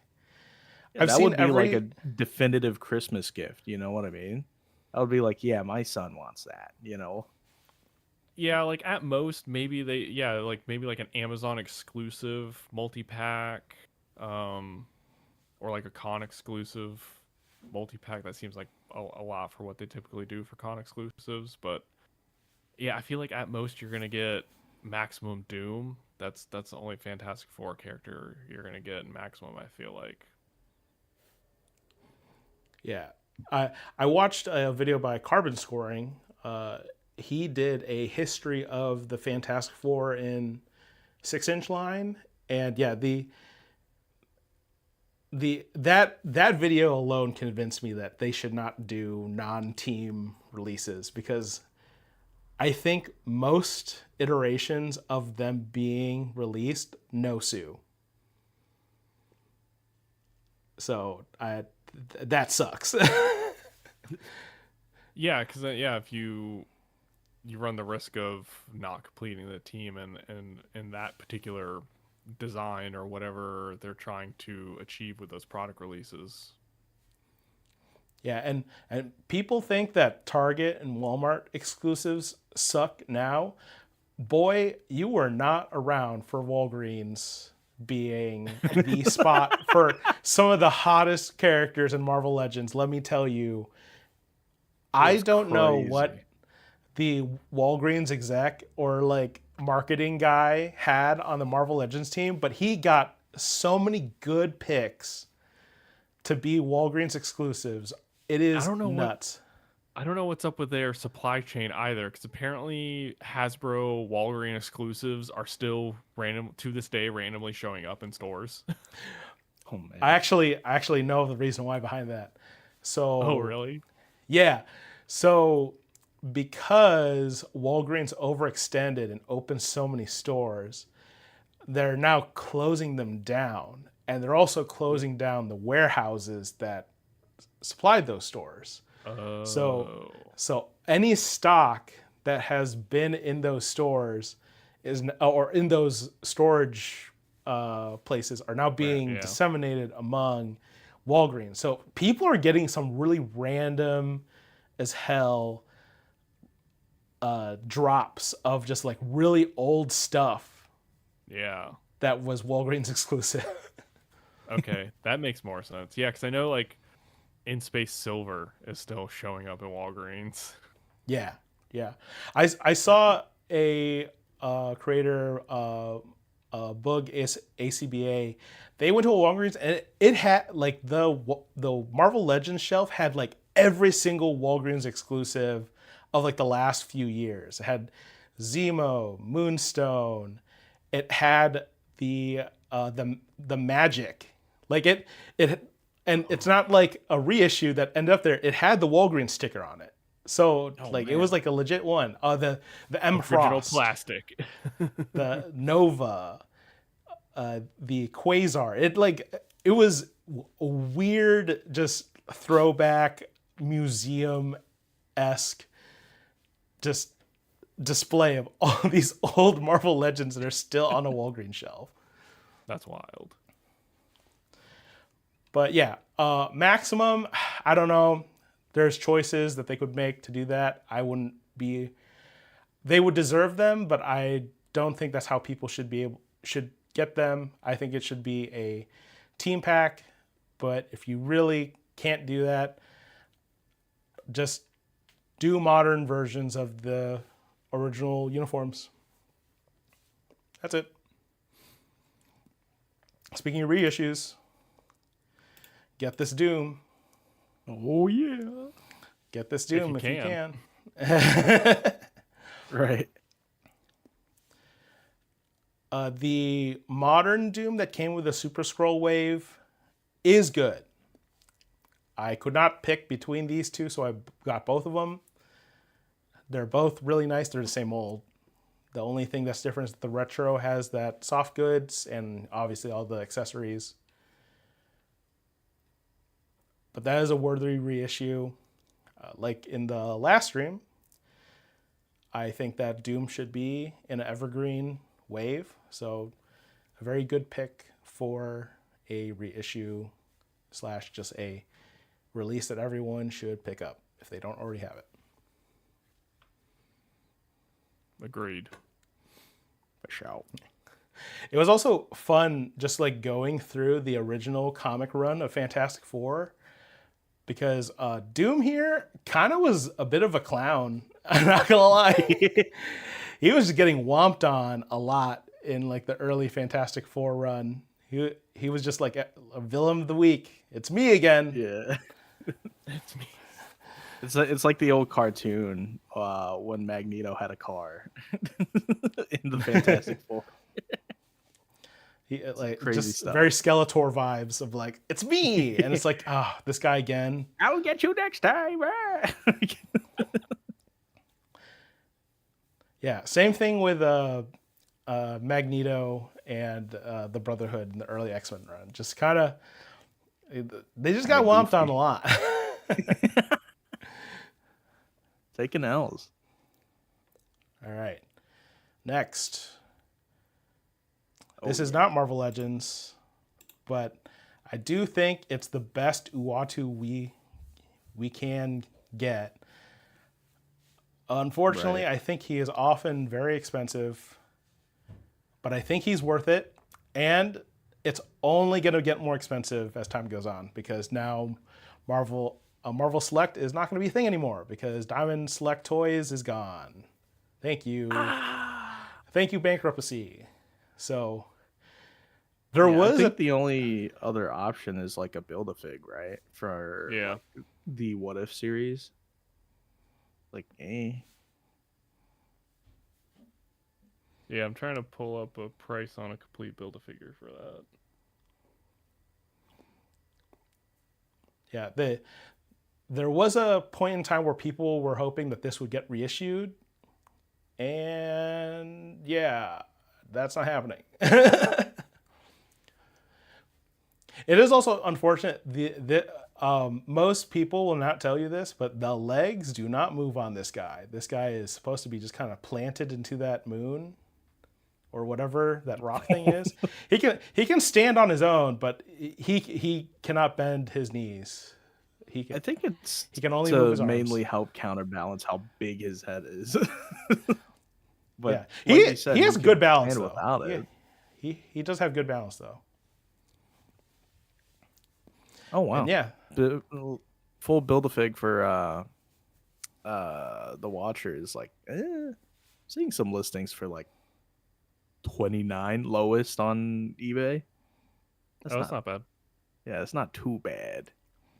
But That's what probably they do- that's like low end for a Build-A-Figure, which is surprising, honestly. yeah. The What If figure. one, right? Yeah. Yeah.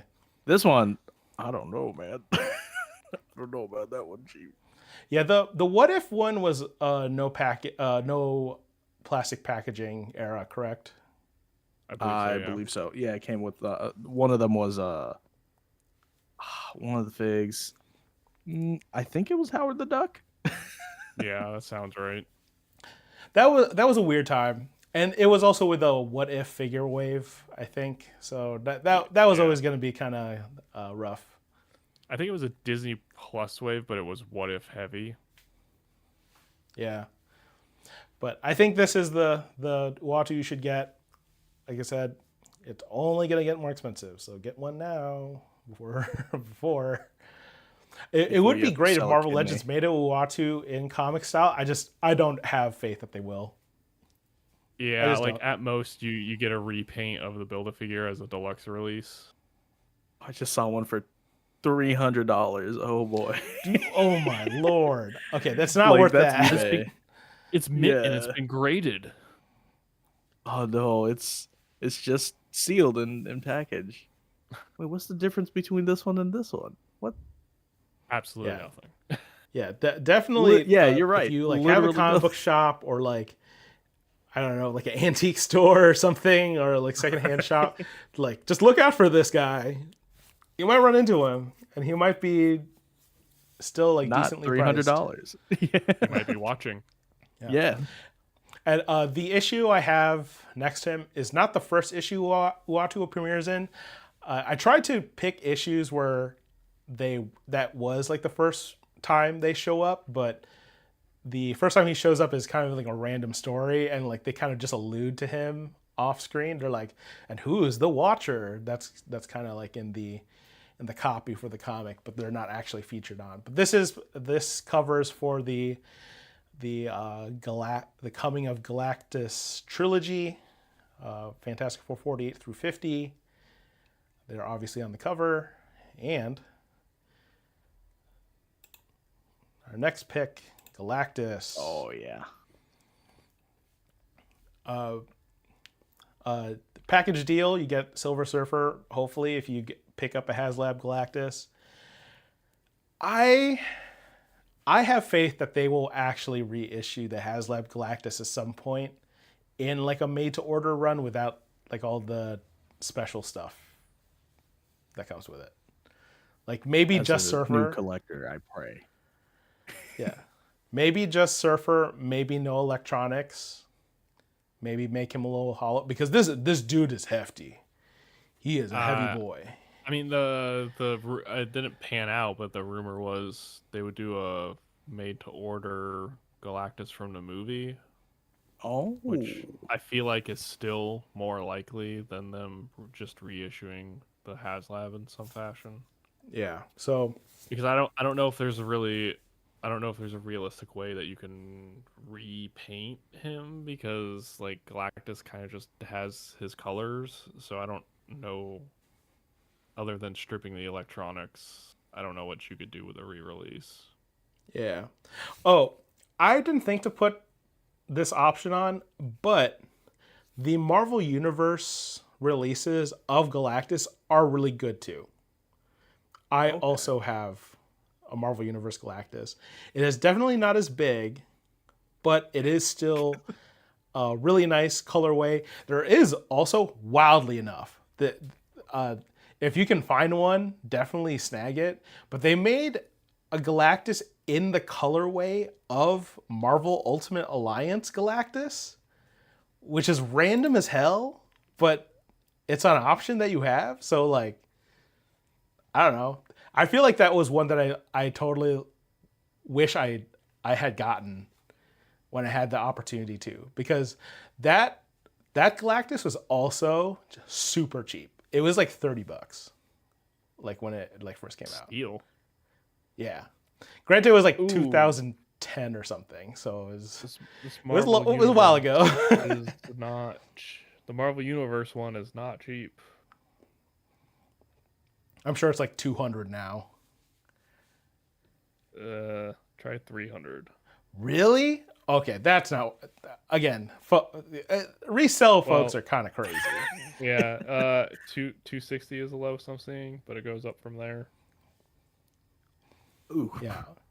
Next What's time the I other can, one? I'll definitely throw up pictures in the Discord of the Marvel Universe one, because it is a nice figure as well, and It looks relatively modern. Like, it doesn't look bad. yeah, I'm, it's really I'm cool. looking at some of the old Toy Biz ones. They look kind of goofy. Oh yikes! The gangly Yeah. ones. Yeah. The Marvel Universe one is also fun because it has voice lines, and apparently they just like got like a guy in the office to do the voice for it, and it sounds pretty good. So Oh. I gotta look up sound clips on that. yeah, so again, I have faith that we'll get another Galactus at some point. I wouldn't fret. I pray that we do, because I really do want one. Yeah, I think it's inevitable. Oh, Oh, Inhumans. yes. So We're not allowed Karnak, to like these though. Did you read Karnak, Imperial? Crystal, and Lockjaw. Now, I will say, I think you can play some clearance chicken with Lockjaw and Crystal. I think they're gonna get low. Karnak is already cheap. I feel like people didn't care for this Karnak. I think he's on the pizza Spidey body. Yeah, that was nuts to me. I was like, The what are what? you doing? The pizza That, spice? yeah, the body mold that they use is dubbed the pizza Spidey mold because the original release was a retro card and he came with a piece of pizza. Oh man. Yeah, it's Yeah. like it was like the standard Spider-Man mold like 5 Spider-Mans ago. Yeah. Then there was the year of like every new Spider-Man that came out was the best Spider-Man that they ever made. Truly, everyone's like best of list that year is like 4 of them were Spider-Man. They're like each one. They're like, this is the best Spider-Man ever made. No, this Spider-Man was the best one ever made. It was crazy. But at the same time, they were kind of right. The Amazing Fantasy Spidey was that year. That's a good mold. I think for a lot of people that is their Spider-Man mold because the Renew Your Vows one is a little too buff. But the buff one, the Renew Your Vows one is like a modern Spidey. I know the Iron Spider-Man came out that year. People really like that one. The Armored Spider-Man, like the animated series one, came out that year, I think. Everyone liked that one too. But yeah, no joke, there was like Spider-Man no misses. Oh, the Toei one, the Toei Spider-Man came out that year. Oh yeah. Yeah. Yeah. That was That a was real Every solid Spider-Man year. hit. I need to get that one. That guy's also not terrible. And I think he got a reissue, I think. I know Yeah, he got a like restocked. reissue, and then he got reused for the 77 Spider-Man. Yeah. So okay. Us is normally 70 or 75.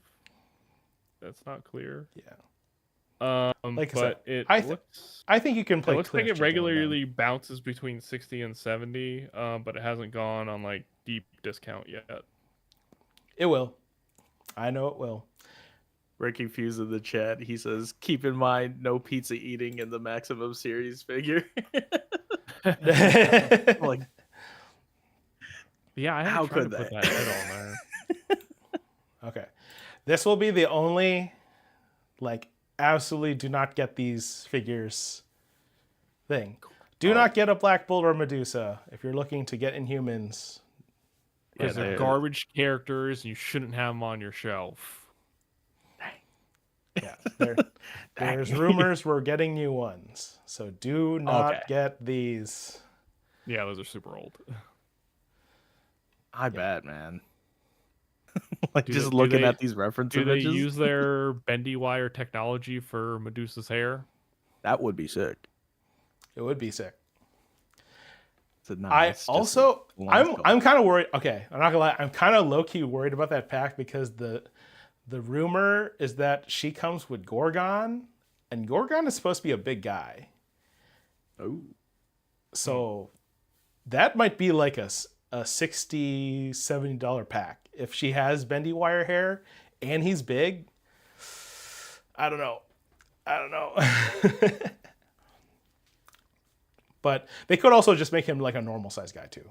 So Yeah, I'm looking at some depictions here, and they could just make him just a really buff dude. And just swap out the legs. yeah, I'm also very much interested to see how they do the hoof legs and make him not fall over all the time. Oh, man. They did that with. Oh, honestly, that could be reuse. They did Rintraw for Multiverse of Madness Build-A-Figure. Oh yeah, that's they've true. done they've done legs like that before that worked just fine. Okay. Interesting. All right. Okay. Next, Black Panther, for sure. Heck yeah. One of the only Yeah, ones I that's- didn't have that's to a solid find like figure. another cover where they looked cool on it because that was just right out the gate. Black Panther looked awesome. For sure. My Is that goodness. the ret- is that the retro? Yeah, Is that breaking the news. They retro do not card? come with a giant red X as part of the sculpt, but they should because you shouldn't get them. Is that the retro card one that just came out? That one looks sick. Yeah, that is the Wakanda Forever. Oh, okay, think the he- comic one from. Yeah, I think he came with a Tuma Arms ? I sold sounds those right. pieces, so I don't The remember. legs, or one of Legs? the legs at least. Yeah. Okay. Yeah, Yeah. Atuma. Yeah. I it was weird too. A lot of people just didn't like this Black Panther, and I don't know why. I think it was just like too simple for people. Like there was not enough paint and stuff, but that's what Really? he looks like. That's the I remember that design. being pretty solid. Oh, the retro Yeah, one I'm thinking I of is dig it. older. I'm very much like a very, very simple guy. I have simple needs. Articulation, yes, please. That's it. Yeah, they use this mold too for the Christopher Priest version of it that came with the Void Wave. He was the Ooh. extra pack in with no Build-A-Figure. That one looks pretty cool too because it has like the gold paint colorway stuff. But yeah, this Black Panther is slept on often. I don't understand why, really. That's a good figure. Totally not slowly adding all of these to my cart.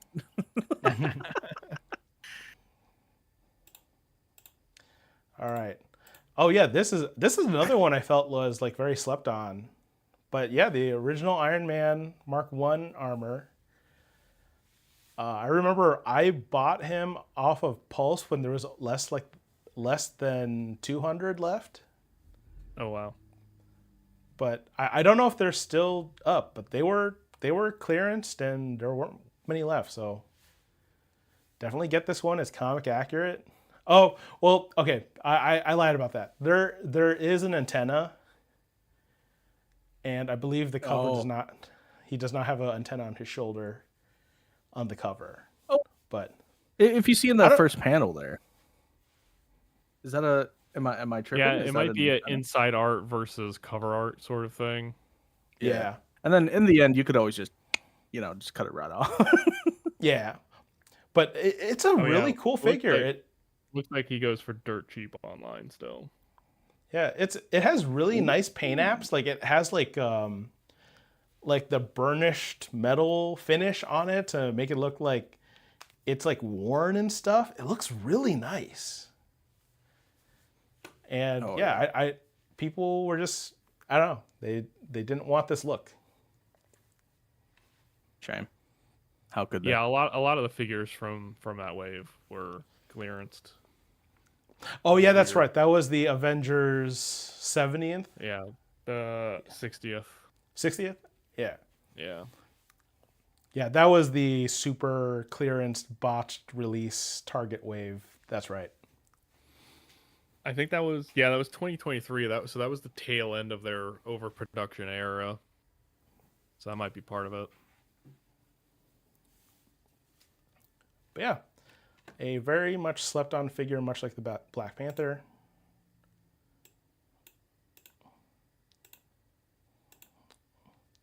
Oh, okay. I think we're like disappearing every time I move slides. Done. Oh well.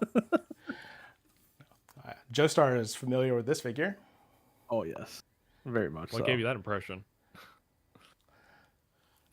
Though I'm not gonna lie, I told Joestar this. I very much am on team. I don't know who this dude is that came with the Hulk because that's not Bruce Banner. This schmuck in a lab coat.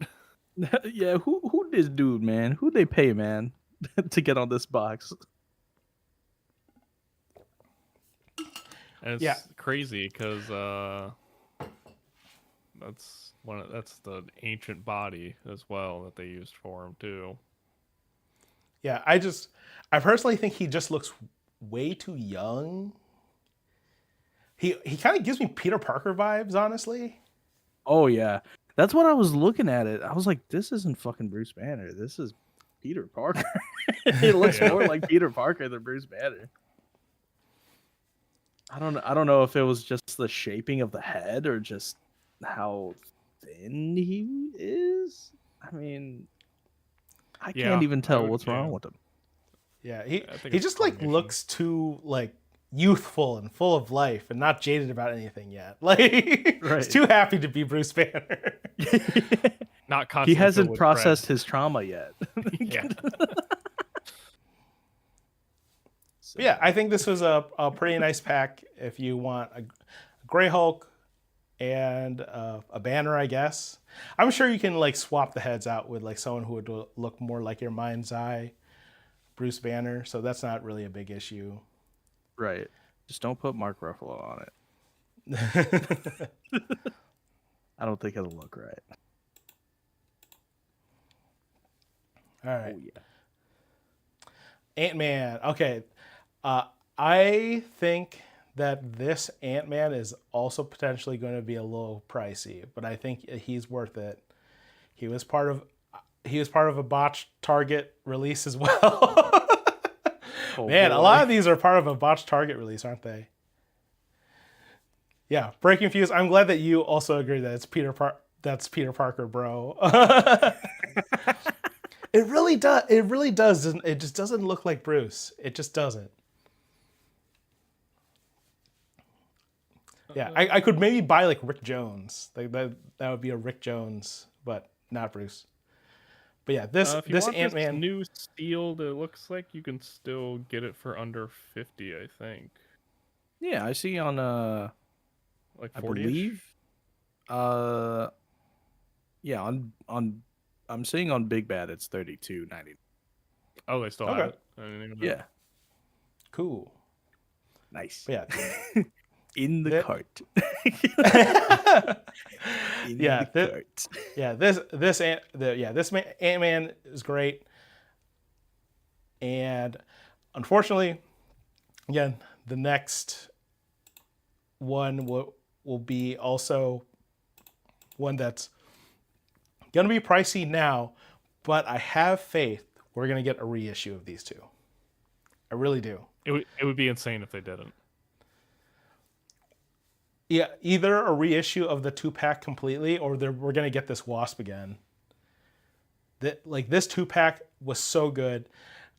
I know that it did cause them some challenges when they first did it, because if I remember the sequence of events, it was reveal on like that Friday or weekend, and then it was ready in stock when it hit Pulse, either that same weekend or that Monday. And I know for a fact I got it that week, either like a day or two after it was ordered. It was insane. And Dan said that was probably like the most nervous they've ever been about a release, because they did in short succession reveal, ready to order, in stock, boom, send them out. And they went fast. This goes for at least triple. At Yeah. least. Yikes. Maybe not in the cart. Yeah. I definitely wait. Definitely wait. It will come. So, but I think that these two, again, are often very slept on as just like Marvel characters in general. Ant-Man and Wasp fam, to the point where I hope I don't get too ranty about this, but there were people who legitimately were like, why does Giant Man get a HasLab? The heck? Why What does kind the of a big question tall is that? guy get a HasLab? Right. The giant fig. Yeah. Why does a founding Avenger get a HasLab is, I think, the most Who's bonkers this jerk thing. off? No one knows who this guy is crazy. It's crazy. Only the I guy cannot that's believe gotten, that- 3 Marvel successful, 2.5 successful Marvel movies. Like, come on. Yeah. But yeah, the Giant Man is founding Avenger. The fact that this HasLab had to fight, bite, kick, scratch their way to success was insane to me. I thought this was like, oh, layup, cool. No one's going to argue about this. And then the entirety of the campaign, everyone was mad about it. I think that's when we really started to see the discourse on HasLabs. Maybe that's when I started paying attention to them more. I don't know, but like just a constant circle of yelling and negativity about no, they should have done this or they should have done that and they should have been this price or they should have included this or that and this one in particular, a lot of yelling about not including a wasp or the two figures from the 2-pack, basically. Yeah. And then all the issue, and then it didn't help, of course, the issues it was marred by with the release. Yeah. So, talking is free. Unfortunately, a lot of people like to talk during this one, but it happened. Granted, the release was kind of it was not the best. So, I was one of the people who didn't get a correct set of eyes. So if you're buying this on aftermarket, definitely ask the person who you're buying it from if the eyes are correct, and then if not, you might be rolling the dice on fulfillment of the eyes. But considering I just learned there was a Lightning Collection release, the white Dino Thunder Ranger. There was a helmet replacement program because they messed up the deco on that only just ran out of heads like earlier this year or something. Rough. Eyes wise for the Giant Man, I'm sure that they still have plenty, but or you can buy them for a low price of $70 on eBay.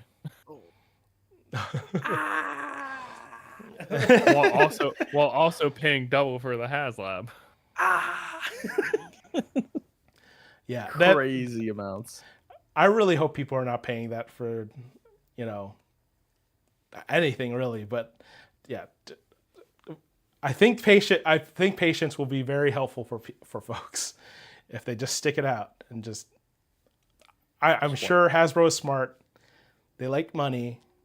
These are this one easy layups. Out of any other HasLab seems the most likely to get a reissue because it's more of a regular figure, and I could see how you could get the price down with just significantly less paint apps and not including any of the alternate faceplates and antennas and stuff. And if they want, I mean, it seemed like with the Ghostbusters HasLab, they did some remolds, so I could also see them doing just regular hands, just like a fist and then like an open hand and stuff, so you don't have the articulated fingers. That could also potentially, depending on the economies of scale, also lower the price for potential re-release. Yeah, for sure. All right. Okay. I said earlier Speaking of that I'm sure we're gonna get a new version of Classic Thor, maybe in Maximum, maybe not. But this Thor is very much like the Thor right now, and I do think he is like pretty pricey. But there is also a cheaper alt. You could get the Ragnarok Thor, which is usually available for retail, and you can just paint the eyes if you're confident in painting eyes.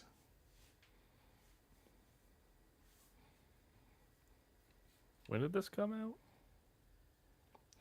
This was, I want to say it was the 80th. It was part of that Alex Ross set with Cap and Classic Iron Man. 2019, yeah, they're overdue for a new Thor. Oh, well, we got Thor and the Destroyer. Yeah, that's a pretty different Thor, though.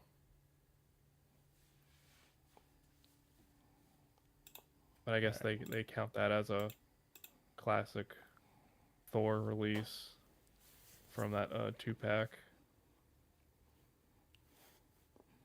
All right. Which you can get for pretty cheap.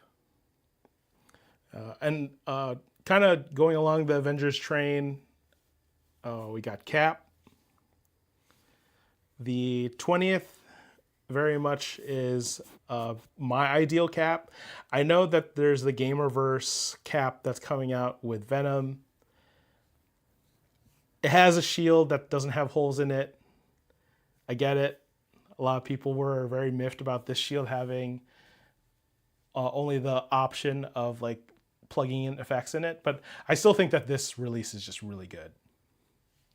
Yeah, I mean, I personally think that why wouldn't you show it without or with the effects? You know what I mean? It's like it looks so sick. Like, I mean, I do and I don't get it. You know what I mean? Yeah, I guess it depends on what your display preferences are.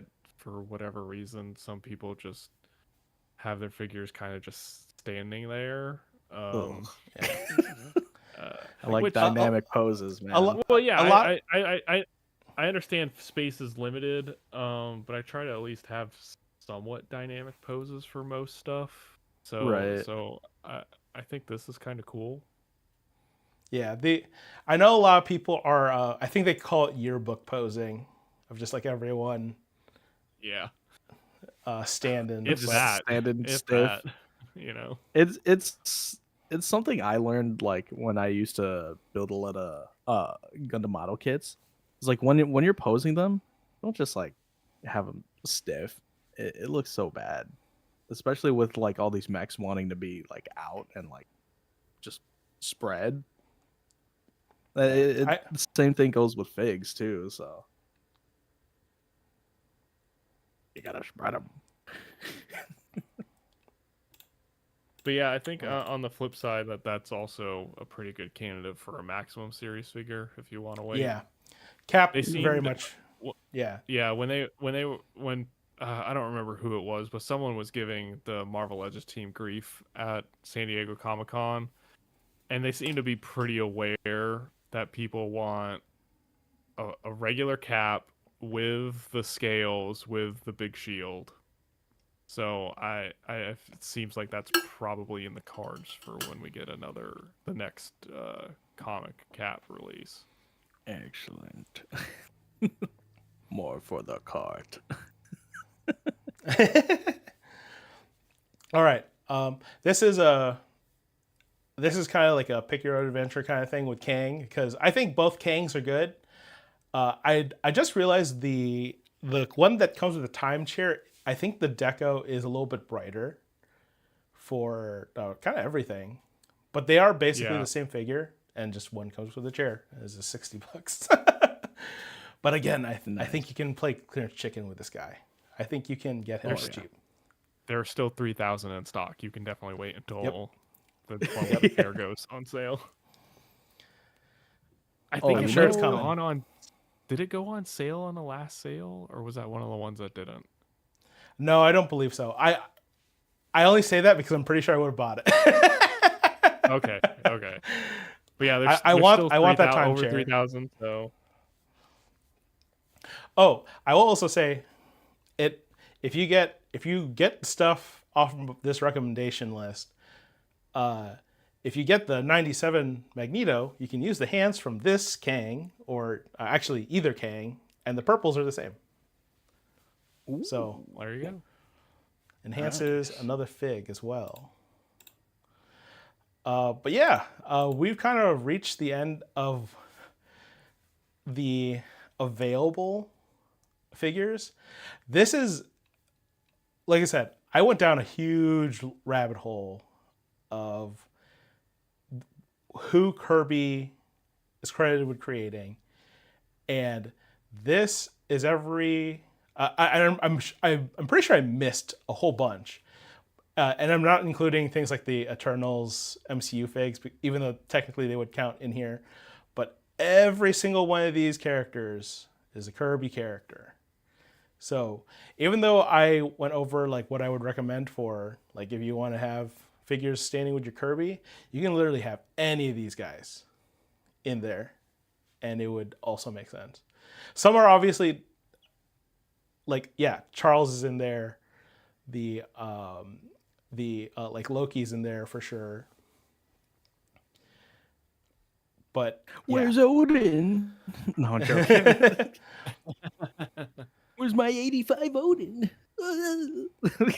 When are they gonna do another Fing Fang Foom? I did sneak Fing Fang Foom in there. They're not. I mean, That's the the answer. rumors They're were not. that was going to be the HasLab until they opted for the made to order model. So I think the considering the numbers that Giant Man did, I don't think that a Fing Fan Foom would sell. I just don't. yeah, Yeah. I've been very much like I like Fing Fang Foom. I don't know if I need like a Galactus sized version of him, kind of thing. I do. I need him for my Hulk to beat up. I need my Hulk figure. It's also really sad that Fin Fang Foom Build-A-Figure in particular also had a botched release. Not Target's fault this time. It was just very inopportune timing. No, blame them. Because it came out right when the recession hit in 2008. So it basically hamstrung Hasbro in like their, like we got Marvel Legends, guys. And then it was just like, whoops. So what you're saying is Fing Fang Foom made an order next year. But yeah, so this was incredible to put together. So many characters that Kirby has created. But I did find that there is a whole bunch of Kirby characters that we still need. One. Oh, yeah. So, like I said, we'll get back to X-Men. There is an original 5 X-Men that the Marvel Legends team made. I don't think you should get these. Yeah, they're super old. They're so old. And I'm pretty sure they're super they overpriced do as look well. really bad. But yeah, Considering the age, that price actually isn't the worst. Yeah, There are a couple listings for about $250. Yeah, the angel wings also, just like knowing the angel wings that we have now, just if they do this pack again, that's gonna hurt the wallet. That's gonna be like what, 135, 140 when they make this. They could go 150 and just include like a whole bunch of stuff. Well, how much was that Spider-Man set? But yeah, do not get this set. It is the only way you can get them in the 05 look, but the figures are not good, guys. They're not.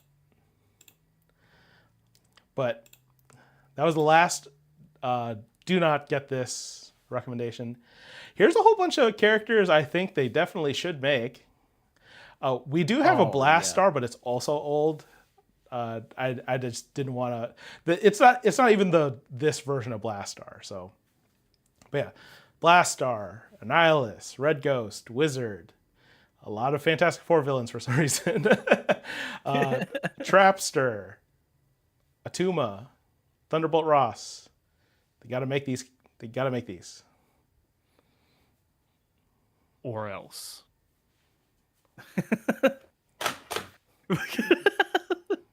No, that's my chair. That was my chair. Oh, Just racking slides here. but yeah, these guys they got to make, and then they also got to make more Kirby as Guardians. I also, in this research, I learned that Kirby made Wrecker, but he did not make the Wrecking Crew. Wrecker's the only. Interesting. Yeah, the Wrecking Crew did come later. Oh, That that makes more sense then. But yeah, everyone in the Asgardian a supporting cast: Warriors 3, Baldur, Sif, Heimdall. They got to make a new Enchantress. The old one is garbage, and we never got an Executioner. Isn't Enchantress on the league list for next year? I think so. I do think Yeah. so. But yeah, I agree. It's criminal we haven't gotten more of Thor supporting cast. Oh, Snoop. And then I also, Falcon, you and I have talked about this a lot. They definitely need to make more World War II era characters. Be really awesome if we got like a torn shirt, like Nick Fury, a World War II Nick Fury. That'd be pretty sick. And yeah, surprisingly, we've never gotten the comic first appearance Cap with like the weird half mask thing. We haven't gotten Bucky before, like Teen Bucky. So yeah, get on it. Make those characters. I mean, that's honestly, an easy 2-pack. If they wanted to be super lazy about it, they could just also market them with the G.I. Joe classified series team. Yeah. or they make them and then the Marvel Legends team is like, and look, our friends on the classified series team made these for us. Right. Nice. Or like That's actually big brain. You make like the Nick Fury head with like the G.I. Joe neck peg hole. That way you can just like slap it on. Yeah. Something like that. Yeah, something like that. Easy money, guys. Easy money. And then just as an example, this is what I made. This is actually not what it looks like currently. I'm still working on my shelves, and I actually was using this episode as kind of like inspiration as to like what to do with the Kirby shelf now. But this was my Kirby shelf a few months ago. A few months ago with those two trash figures in front that you told no one to buy. Well, 3 years ago, I didn't know that they were gonna make new ones. So, Black Bolt and Medusa were part of my first wave of Marvel Legends purchases. And since then, you've wised up. I got the Walgreens Fantastic Four, the Cap Wolf Cap, the Modular Iron Man, the Doctor Strange Deluxe. Black Bolt, Medusa. Granted, they were like $20 together, so that's why I bought them. But I do like those characters. And I think there was one. And Namor. I think those were the first, first like 10 figures I got. Nice. But yeah. Whoop. All right. Oh, I think I may have screwed up. Oh, no. Dun. All right, we're going to be wrapping up here. I think I said like this is kind of not like kind of the opposite of a plug because it's not for my own stuff. It's stuff that I think that as collectors or like people in the geek space they'd be interested in terms of like other content on YouTube. So obviously the first one being I know it's odd to think that there's people who review venues but it is very helpful for folks to know if they want to go to like a certain con or especially Gen Con being like the biggest board game convention in the US. It's very good to have someone who knows what they're talking about, going through like all the ins and outs of what it's like being there. But the Swell Entertainment YouTube channel, she's great. She obviously like she knows what she's talking about. She had some very interesting things to say about Gen Con in particular. And definitely check out their content. They also did get to go to San Diego Comic-Con for the first time this year also. And Nice. oddly enough, a lot of the complaints she had about Gen Con were kind of shared with San Diego. So somewhat concerning, but hopefully things improve in other years. Not that San Diego Comic Con is exactly super accessible to the average person if you haven't been going every year for forever, since they prioritize people who've gone before. But still, if you find yourself at San Diego Comic Con, definitely watch her review of that. Same thing with Gen Con, and just kind of look out for stuff. And then, Yeah, I oh, would say sorry. real quick with Swell, she does. I have those on my watch later. I haven't watched them yet, but just in general, she does a fantastic job of reviewing events. Like from the perspective of essentially a layperson, like she effectively does it as a job. She sometimes gets invited out to these things. But even then, she doesn't really seem to hold back on whether stuff is good or not great. So, yeah, she's great. For sure. And then Gary the Gremlin is someone that I've only recently started watching, but he's incredibly funny. He very much focuses on dinosaur stuff with like the Mattel Hammond collection and like the basic releases for the Jurassic World stuff. And this is on their San Diego Comic Con exclusive book, which doesn't have exactly nice things to say about, but I think all his reasonings for saying what he said is valid. So definitely, Really? if you need a Interesting. dinosaur toy reviewer, Gary the Gremlin's where it's at. And then Dan Hu, I had mentioned before, he's one of the biggest Marvel Legends reviewers. He just celebrated his 5-year anniversary of streaming and doing content creation. So congrats to him. He's a great voice in the community. He's a very positive guy. I like that on his streams and his like Patreon channel member stuff, he is very open about people coming on and talking about like whatever they're into, whatever they're collecting, even if he doesn't really know about it, and he likes learning stuff. So really cool guy in the community. Then we got Wylock's Armory. I've been following this guy for several years now. He is a miniature and like landscape maker for like tabletop RPGs, and he's currently doing this personal project of recreating Baldur's Gate, like the original games, like all of Baldur's Gate. So he's like Oh, one by what? one going. That's He, crazy. yeah, he's Through like all the going assets through and everything. getting the original models of the buildings and then recreating them in miniature. So That's wild. yeah, it's extremely cool. Yeah.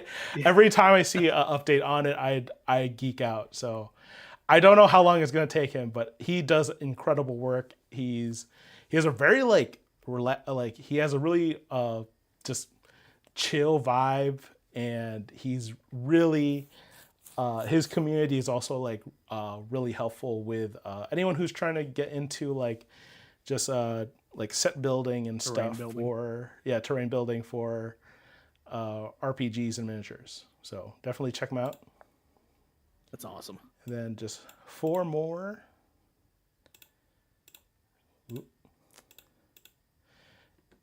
I posted this in our Discord, but Jet Kuso has a new video out on the newest iteration of Beyblade CX releases.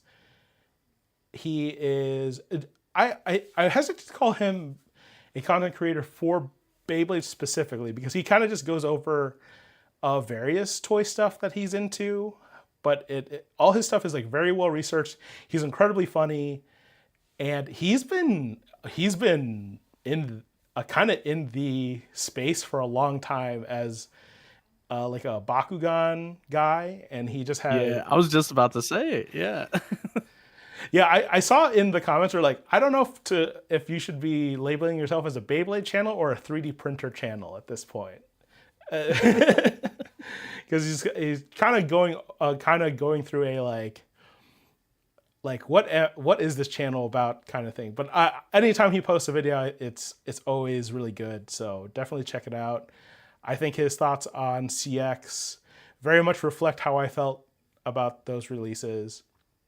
And then Cosmonaut I know Variety nothing Hour. about Beyblade, but I watched that video, and I'm like, damn, Hasbro and Takara out here naming products like Intel and AMD name their processors. Completely With all the letters and incomprehensible dashes. nonsense. Yeah, So, it is. Wizard Rod 360. It was really funny because like I know I totally know that feel of like, oh man, these names are they just sound just incredibly dumb to like the person who just doesn't know what's going on, but it makes sense what you know. CXG7 or whatever. All right, Cosmonaut Variety Hour, again, another like big YouTuber.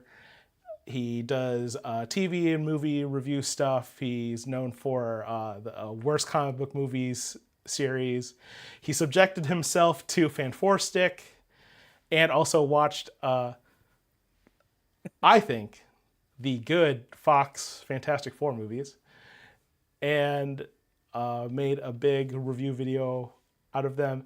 And I'm kind of glad that he feels the same way I do about the original Fantastic Four movies, in which they're fine, right? They're not bad. A lot of people are like, no, these are bad movies. Like they're not.